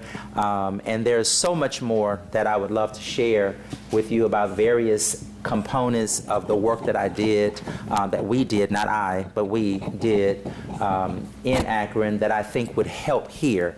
And a lot of the construction and all that great stuff that's going on here, I was working with a lot of that there, so I would embrace it just the same. Because at the end of the day, I want our scholars to eventually get in a building where they can feel like it's a real school again.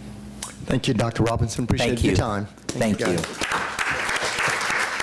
We'll take a short break. We'll be right back with more. Don't go away. This segment was brought to you by St. Martin and Bork. Know your rights.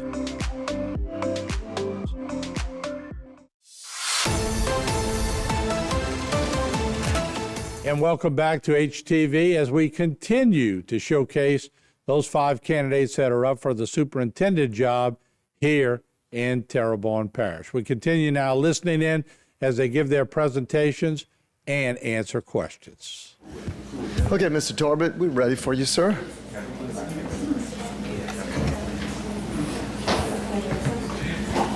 Whenever you're ready. All right. Cool. Thanks again. Thank you to the board for having me tonight. I appreciate the opportunity.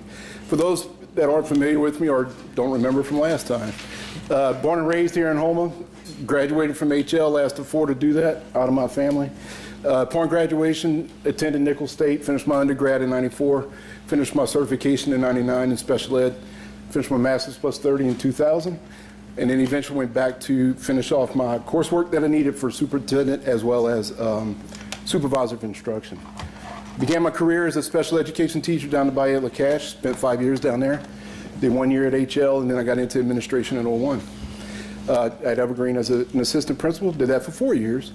Then I was able to move on to being principal at Evergreen for 8.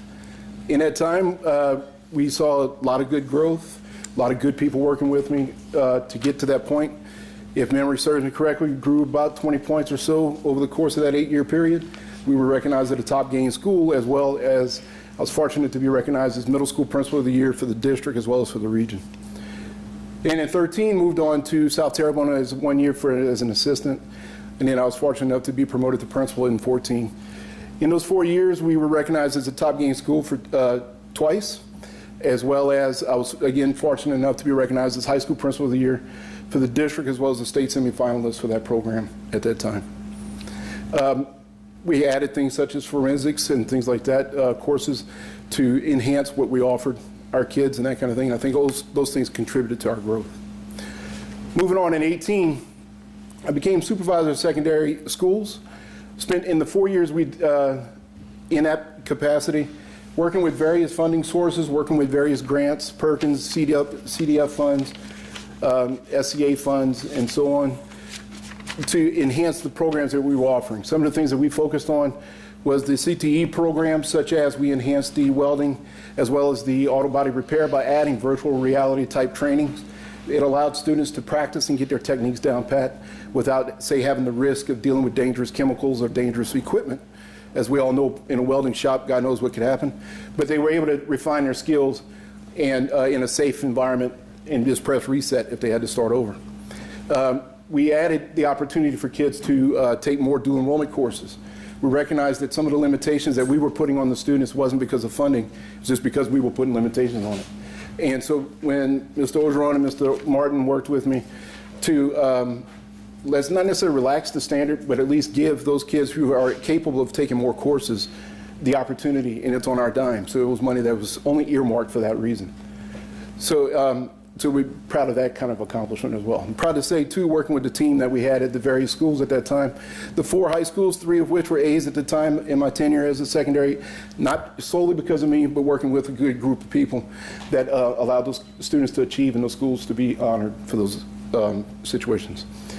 Then in 22, I was fortunate enough to move into my position that I have now. Director of Child Welfare Attendant is one of the few positions that we have in our system where your decisions impact K to 12. Well, I should probably say pre-K to 12 now. But our decisions that we make in our department impact the whole gamut. And it is working in unison with the superintendent, other departments, but once we make our decision, we have, again, it's something that affects everybody in the system. Our decisions are not just based on the idea of, hey, we got to expel a kid or we have to do this or do that. A lot of our decisions are long-lasting, just like the other departments, but a lot of our decisions, whether or not a student continues at their base school or a student continues in the program they're on. If it wouldn't be for the curriculum understanding that I had based on my experiences as an administrator, but also as secondary supervisor, I think it would be even more challenging to do the job that we have. And the reason why is because most of our day is spent counseling parents, counseling students, and trying to give them the best option to get to graduate. And that's what leads me to why I'm standing before you. The focus, if I'm given the opportunity to be the next superintendent, I would focus on 3 priorities.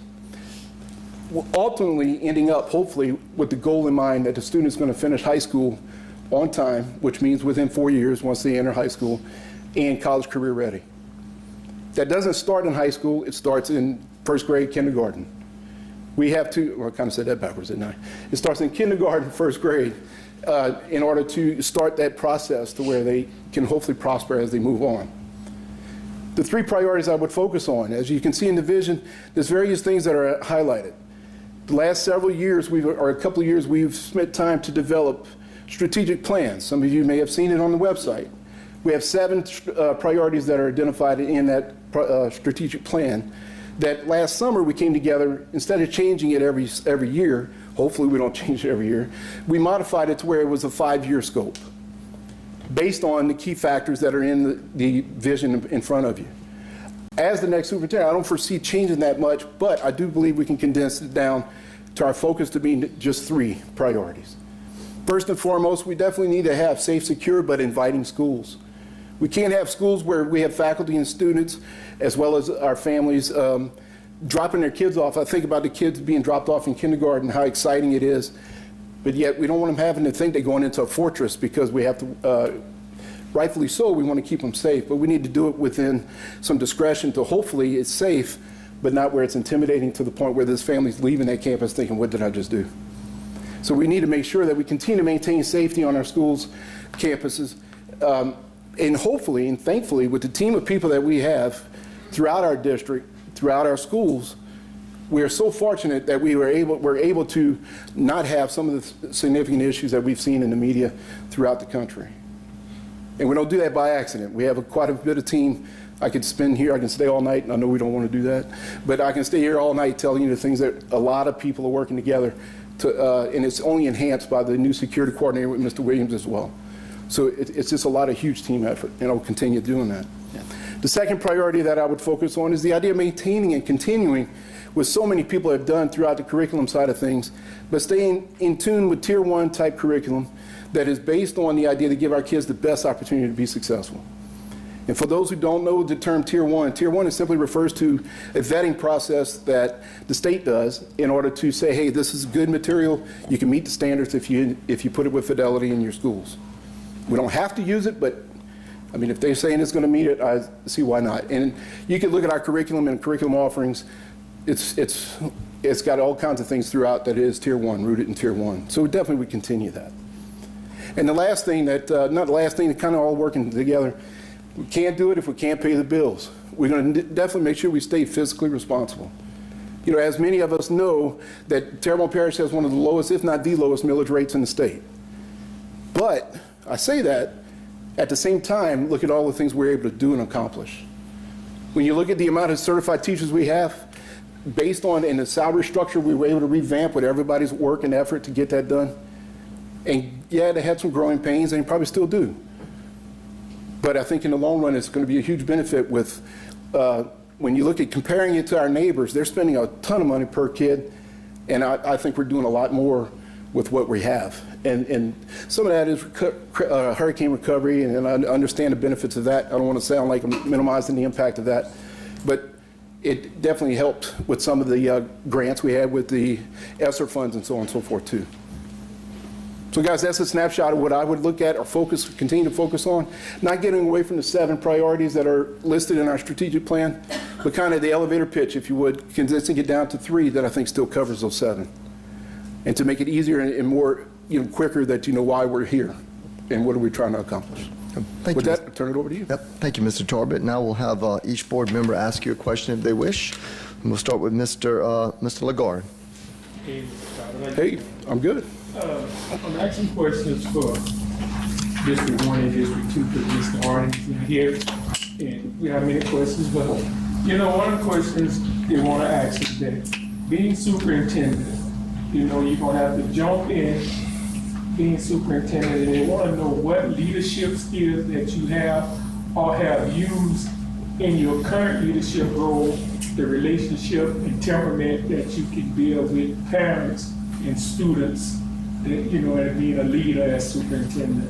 What special relationship or temperament, skills that you have? Thank you for the question. And so aside from everything I've done in my background, but even currently now, I guess it contributed to me being here, right? The catch is that I strongly believe in listening. It doesn't matter if it's a student, it doesn't matter if it's a parent, it doesn't matter if it's a teacher, an administrator. I think there's a lot to be said if you just sit there and listen.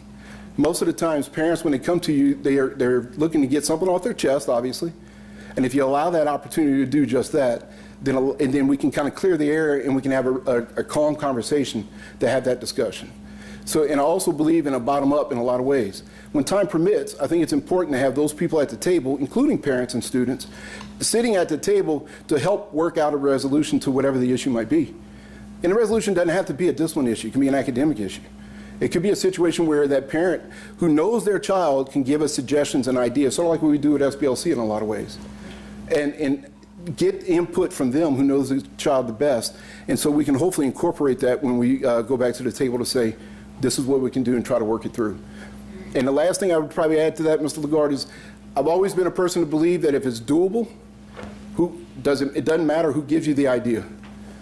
And if it's a matter I'm walking down the hall, it happens now. I have no problem talking with an assistant principal, a principal, even a kid, if I happen to be in a building and they give me an idea that's worthy of, let's look at it, let's vet it, let's see what direction we can go with it, then use it. Good. Mr. Ford? Mr. Tarbett, welcome. Thank you. I do want to preface my question with this. I've asked the same question of all the other candidates, but I guess I want to make sure it's clear. This question that I'm asking is coming from a standpoint of like a modern trending issue within school district, not necessarily Terrebonne Parish, because I want to make sure the people that do work in Terrebonne Parish don't feel targeted by my question, because I've asked it this will be the 5th time, and it's not intended to be a targeted question towards them. It's something that we're facing here in Terrebonne Parish, facing it in Lafourche, St. Mary, Jefferson, and the question is this. So we're dealing with a lot of up-and-coming private schools, charter schools, alternative settings, and as a result, our enrollment has declined, but then the ratio of special ed students to regular students has increased. So as a result, I'm getting a lot of feedback from different people, and I've read a few different articles about the afterthoughtism of special ed students and their families. So special ed students, and in particular their families, parents, guardians, are feeling like they've become an afterthought, because we're obligated to deal with them, whereas parochial schools, private schools, they can choose not to accommodate those students and choose not to let them enroll. So as a public school system, K-12 system, we have to accommodate them, we have to take them in. But instead of making them feel like they have become an afterthought, what would you do as superintendent to make them feel like they're a priority and that they're wanted here? Well, it's a good question, Mr. Ford, and I think it goes right back to what Mr. Lagarde pointed out too. It doesn't matter what background a kid has, it doesn't matter what their exceptionality might be, whether it's regular ed, special ed, or whichever, they're still kids in our system. And accountability measures don't ignore those types of kids. They're just as important, in some cases maybe even more important, because you want to make sure you're trying to build them up, and subgroup issues and that kind of stuff with accountability can come back. So there is an importance that we work with these kids as much as possible. The challenge that I see with it is that depending on the severity of some of the kids, we may not have the resources we need for kids from school to school or year to year, and that is a huge challenge. And I know, not speaking on Mr. Pellegrin's behalf, but I know, having conversations with him, that is a huge challenge. I mean, just when you look at the rate of autism that has increased over the years, those kids have challenges that are difficult, and it's not being negative, it's just, it is. But we try our best to work with them. And continue, and it goes back to the idea of listening to ideas, listening to concepts. People from outside the system that these agencies that Mr. Pellegrin's department works with can definitely give us resources and understanding of, say, hey, if we do this, do that. Some cases it may not be that expensive to put some of these things back in. So I definitely think looking at our budgets and looking at what resources we need to provide. They've already started doing some of that, to not necessarily to isolate kids or to move them off of campuses, but to hopefully give them the training, or to give them the exposure of different concepts and strategies by getting these kids into the resources where they can hopefully be more beneficial to them, as well as hopefully addressing some of the issues that are preventing them from learning and from participating in the general education area. Thank you. Good. Mrs. Benoit? Thank you, Mr. Voisin. Welcome, Mr. Talbert, and thank you for applying for the position. Tonight, we've had all these candidates. You have not had the advantage of hearing anybody else's presentations, but we've heard a lot of good goals and what they may focus on as far as if they got the position. But I'm going to ask you maybe a hard question, and that is, why are you the best candidate out of all the ones that we've interviewed tonight to have this position? Some of them in the audience, too, man. Honestly, I think it is a challenge for you guys. I don't envy you guys sitting in the chairs you're in, because I have the fortune of working with two of the other candidates, and I think we all come from different paths. Mm-hmm. And so I know we all contribute in different ways. Right. And obviously we all had different roads to get to this point. I think in 31 years, well, just about 31 years that I've been in the system, I've overcome different things, different challenges, whether it be, hey, you're no longer here, you're going there, that type of thing, and that's happened twice to me, for whatever reason.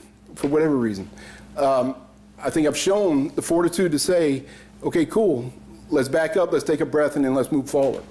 And I think the development that I had the fortune of being in the Army National Guard for a while, developing my leadership style, going back to what Mr. Gardner pointed out with this question, the idea that I think I have an adaptability to say, this is what I think fits better for this situation, but then move on to another, and it may be a totally different one. Mm-hmm. I also go back on Pat Luke years ago told me that, former supervisor, if those of you don't remember, but he told me years ago, because he knew me as a referee as well, and I did 25 years as a high school sports official.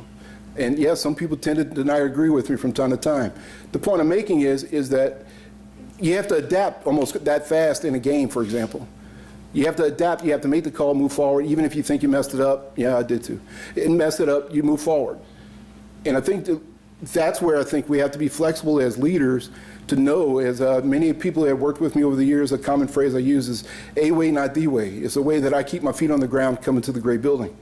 Because many of us that have worked in the system, one of the common complaints over the years, I know I heard it when I was a teacher, might have heard it when I was a principal. Man, so-and-so's in the great building now, they forgot where they came from. Mm-hmm. And if there's one thing that I hope the day I walk out of this building for the last time, they'll not say that about me. Because I'm willing, like I said before, if time permits, let's get people to the table who's going to be affected by the decision. And frankly, in our department, because we cover quite a bit, transportation, nursing, all those types of things.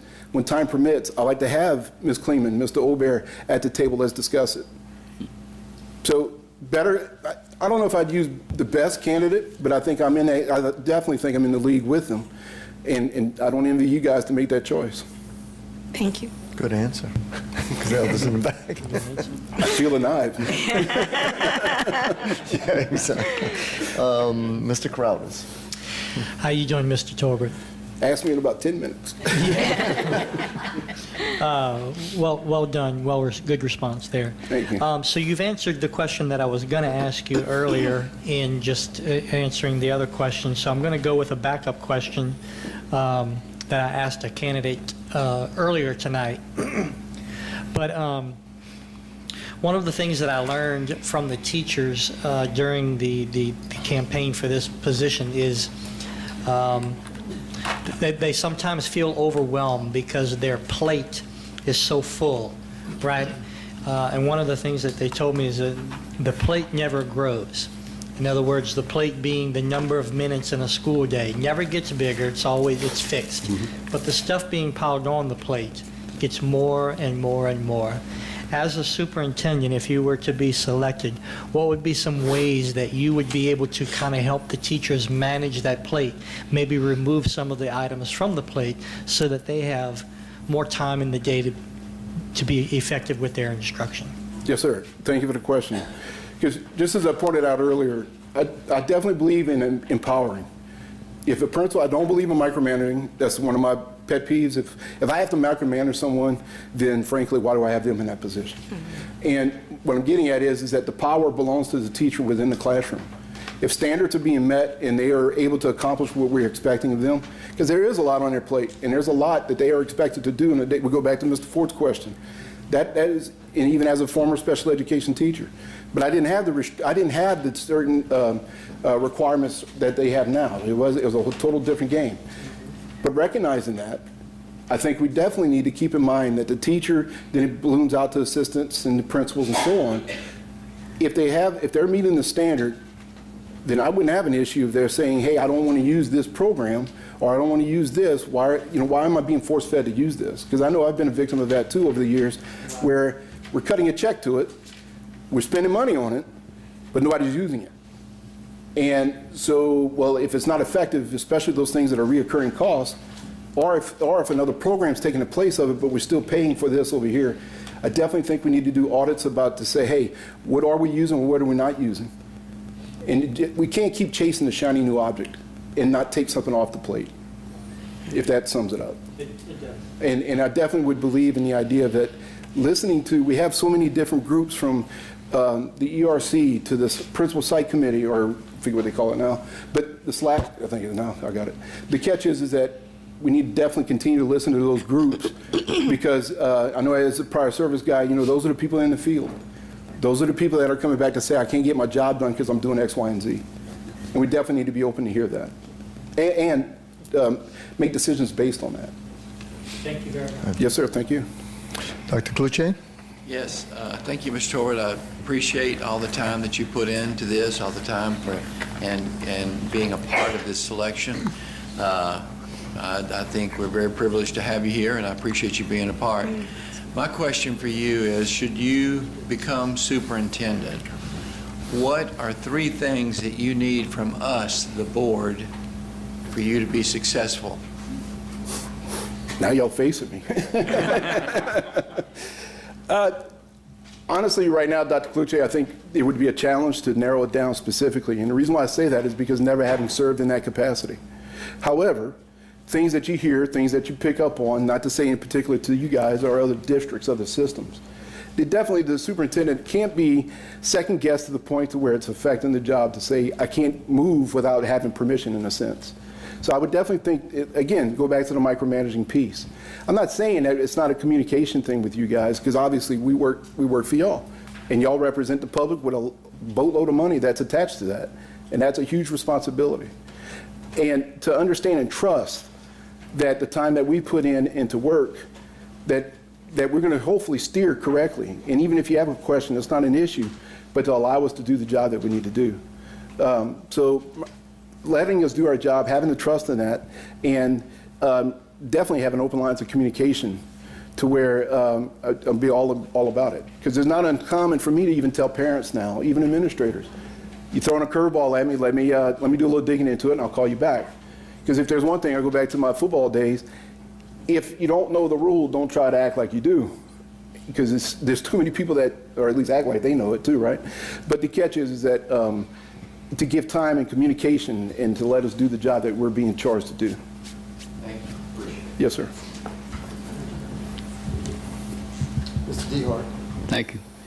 Well, Mr. Tarbert, I'm not going to repeat the questions, but I got one that's in line, similar to some of the questions asked. And after I ask the question, I'm going to give you a very brief and that's hard for me to do, a brief explanation of my question. First of all, we have many issues about student achievement. And look, we can point the finger at us, you can point the finger at a teacher or principal or anybody. It's easy to point the finger. But what I'm saying is that I've seen kids that fall behind. And the question is, what would you do about it? They fall behind, and then it seems like nothing improves, whether it's through parent cooperation, through faculty, teachers. But what I'm getting at mostly that I see with these two eyes, visiting schools and just walking the halls, kids are playing on technology, on their cell phone, not say cell phone, but laptops. They're playing on there and they're not paying attention. I really believe we, together, it's not the teacher's fault. She's got her hands full, the plate's full. I'm not trying to repeat what was said earlier, but principals, there's some ways to kind of achieve what needs to be done to get the kids to do their job. Because if you was in any other profession and you're not doing your job, you're not going to stay there long. But guess what? These kids just fall back, and once they get 2 or 3 times that I'm talking about between them and before they get to high school, fail twice, then they want to be dropouts. And we've fixed that for years. So that's what I'm focusing on, is right now technology has helped us tremendously. But then at the same time, it is a downfall for some students who really and truly are not focusing. And look, mom and dad don't see that because they're not in the classroom, and I'm not here to get a parent to go observe that. But I think staff and faculty and central office can maybe find some kind of mechanism beyond my control, beyond my thoughts, what can be done to help that. And I really believe this system would positively, we're doing good now, but we'll be doing even better. And they got a brighter future, whether they go into college or a career path. So that's my question. I don't know if you want to respond. So I'll answer in 2 pieces. Let's talk the technology piece first. Yeah. Ironically, just yesterday I was at a school, a larger school, talking with the administration and their frustration with the technology, because part of it was dealing with a broken device. I didn't know. And one of the things about it is that the principal is already looking at having a set-aside day within the week to say it will be a no technology day, and go back to old school where you're actually taking notes, using paper pencil, and to try to cut down on the screen time. Because I'm sure we've all seen articles and things throughout the country that screen time is really affecting kids, whether it's on a phone or a laptop. And so there are some thoughts out there that I could see is where we can start limiting or getting away from the laptops, because you got to worry about AI issues and security of assignments and trying to get information on these things that yes, and no matter the programs, the Go Guardian things and stuff like that, where teachers can monitor it, but they're bound to have some holes in it to where teachers just can't be everywhere. The other piece of it is that, as I alluded to earlier, is that, to me, you mentioned dropouts. Dropout is not a high school problem. It manifests itself in high school. Dropout to me is it could be as early as kindergarten, 1st grade, definitely.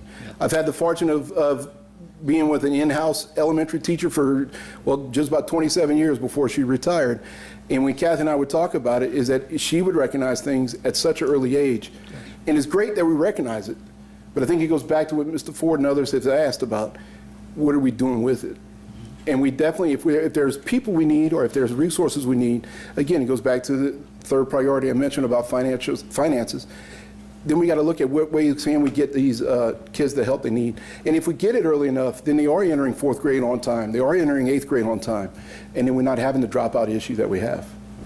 Well, that answered my question, but I do know that just visiting schools, I see it. And don't get me wrong, I'm not an expert like y'all, but the staff is doing a good job.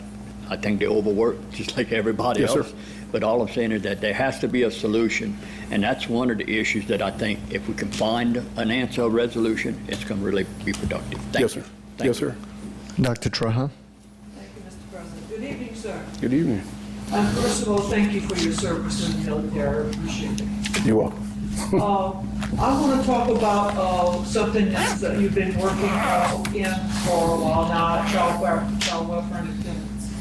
A lot of the parents I work with, and they call me and I speak with and get the audience, a lot of the reasons that they pull their kids from our system is due to unresolved discipline issues. whether we have resolved it or not, sometimes the parent sees that as not being resolved, even though the district may have come to some sort of resolution. And a lot of that is very hard on our community. And one of the biggest ones, of course, we all know is bullying. What can you do to change that so that we can move forward with our kids feeling, our parents feeling that their kids are safe in school and they can focus on learning and not focus on this other stuff? Yeah, thank you, Dr. Tryon. I think it culminates what everybody else has asked about the idea of leadership style and so on. To me, first and foremost, it boils down to communication for the first step. A lot of times parents are assuming the school knows. I was just dealing with a case earlier today with might be one of your schools, that the thing is that they got some information from someone, but it wasn't the full, like it didn't give the school the time to investigate it before parents already had a judgment based on the information they had. So I can't say it enough, communication. And there's all kinds of ways to do that, whether it be through email, through phone calls, through our online reporting system that sends an email to myself and Mr. Butler within our office. And so the more we know about it, the more we can investigate it, the more we can keep a pulse on it. And if we know about it, then there's steps we can take. I wish I knew, I probably could have a bigger future if I knew the magic story, the magic way of fixing that, or to tell you that, hey, you do this, it's done, it's over. I wish I could tell you that, but 9 times out of 10, I have to tell parents the unfortunate truth is that while we can address this issue today, thinking that it's resolved, and they go home and they look at something on social media and something pops off again. I've dealt with that many times over, as I'm sure many of us on the panel have. But again, I think it goes back to communication. And it's sort of like telling, that nagging pain that we all have from time to time, you got to constantly go to the doctor. You keep going until you get the result that you hope you can get. And a parent calling me multiple times is not a problem. A parent contacting us, I know they work during the day, I know it may be late at night, around a dinner table, whatever. They can send us ways of communicating with us to where we get it first thing in the morning and we get on top of that. Just by Louisiana statute, bullying in particular, we're required to do different steps. And if those steps aren't followed, it may not give them the result they want, I need to preference that, but I can assure you the issue will be investigated. And I can assure you we'll try to get to the best result. Because I can tell you, that parent is frustrated. Many of the administrators sitting in this audience, as well as listening to this online, are frustrated too. Because again, with the different changes that we went through in the last couple of years, where some of the ICLs, or all the ICLs, master teachers, so on, that's pulling our administrators in different directions that over the last few years, they didn't have to go in those directions. And so it's tightening. We talk about the plate, it's putting a lot more on the plate of the administrators. And so those are things too that can help if we can resolve those kind of issues as quick as possible, but as equitable as possible, then it helps everybody. It helps everybody. But I can't emphasize enough, communication. Call, email, communicate. Okay. Well, Mr. Torbert, you pretty much answered my questions, but I'm going to ask you just really briefly, what would you say is your biggest strength and what is your weakness? Let's do the weakness first. Okay, good. It's probably the same. My weakness, I am extremely time-driven. You can ask Kathy, she's sitting in the back. If I tell you it could be something going fishing, I'll be there at 5:30. If I'm there at 5:35, it takes me a minute. So truly it is. But at the same time, it could be my strength as well. If I tell you that I'm going to be there, I'm going to be there. And if not, there should be a good reason. Right. But yeah, so I'm definitely time driven. If I say a meeting's going to start at 5, it's going to start at 5. If I don't need to have a meeting, we're not going to have a meeting. Very good. So I'm also, that's a military thing. Right. Very good. Well, thank you. So we'll give you a minute or two just to sum it up and do your closing. Okay. All right. Guys, the bottom line is that I think it boils down to the superintendent is going to use 3 things in order to make the decisions they have to make on a daily basis. And that's going to be their knowledge of policy, their knowledge of procedure, and their experiences. For the past almost 31 years, I've dedicated my time in life to this district, doing different things and serving in different ways. Some of it was on the clock for you guys, some of it was through the National Guard, some of it was refereeing games on a Friday night, and things like that. All of the things that I've done obviously has put me in front of you tonight. And I'm used to people questioning my judgment. I'm used to people challenging why did I come to that reasoning. And even after a discussion, they're still going to sit there maybe leaving not agreeing with me. That's part of the game. But at least I'll listen to them, I'll communicate with them, to where hopefully we're on the same page, maybe not agreeing, but at least they've been heard and we can agree to disagree. As a superintendent, the magnitude of things that you're going to deal with, from finances to the idea of dealing with people and having to adjust from situation to situation, handling high-stress situations, that's the nature of the beast. That's what we do on a daily basis. So I think I've proven over the last 31 years, or just about, again, I say that because I'm almost done with 31. The catch is that I've worked with several of you on individual situations, and that is not going to change. My visibility at different events throughout the district is not going to change. I still enjoy going to games and things like that, and I think it's huge and it's powerful to be there, whether you're the administrator of the school, whether you're a district staff member, or in this case, a superintendent. I think it's huge to be there to show support for your programs. And so with that, I would think that I would, again, not to say I'm the best candidate, but I definitely think I should be in the running to make your decision a little bit harder. I like your humor. Thank you, Mr. Tarbett. Give him a hand, guys. Thank you all. Thanks for joining us. We look to covering who will receive the nod as the next superintendent of Terrebonne Parish, and we look forward to having them on the desk and having a relationship with them so that they can expound on what their strategy and their goals are to lead us into a new era. Thanks for joining us. We'll see you around the corner. This segment was brought to you by South Louisiana Bank. It's better when we bank together.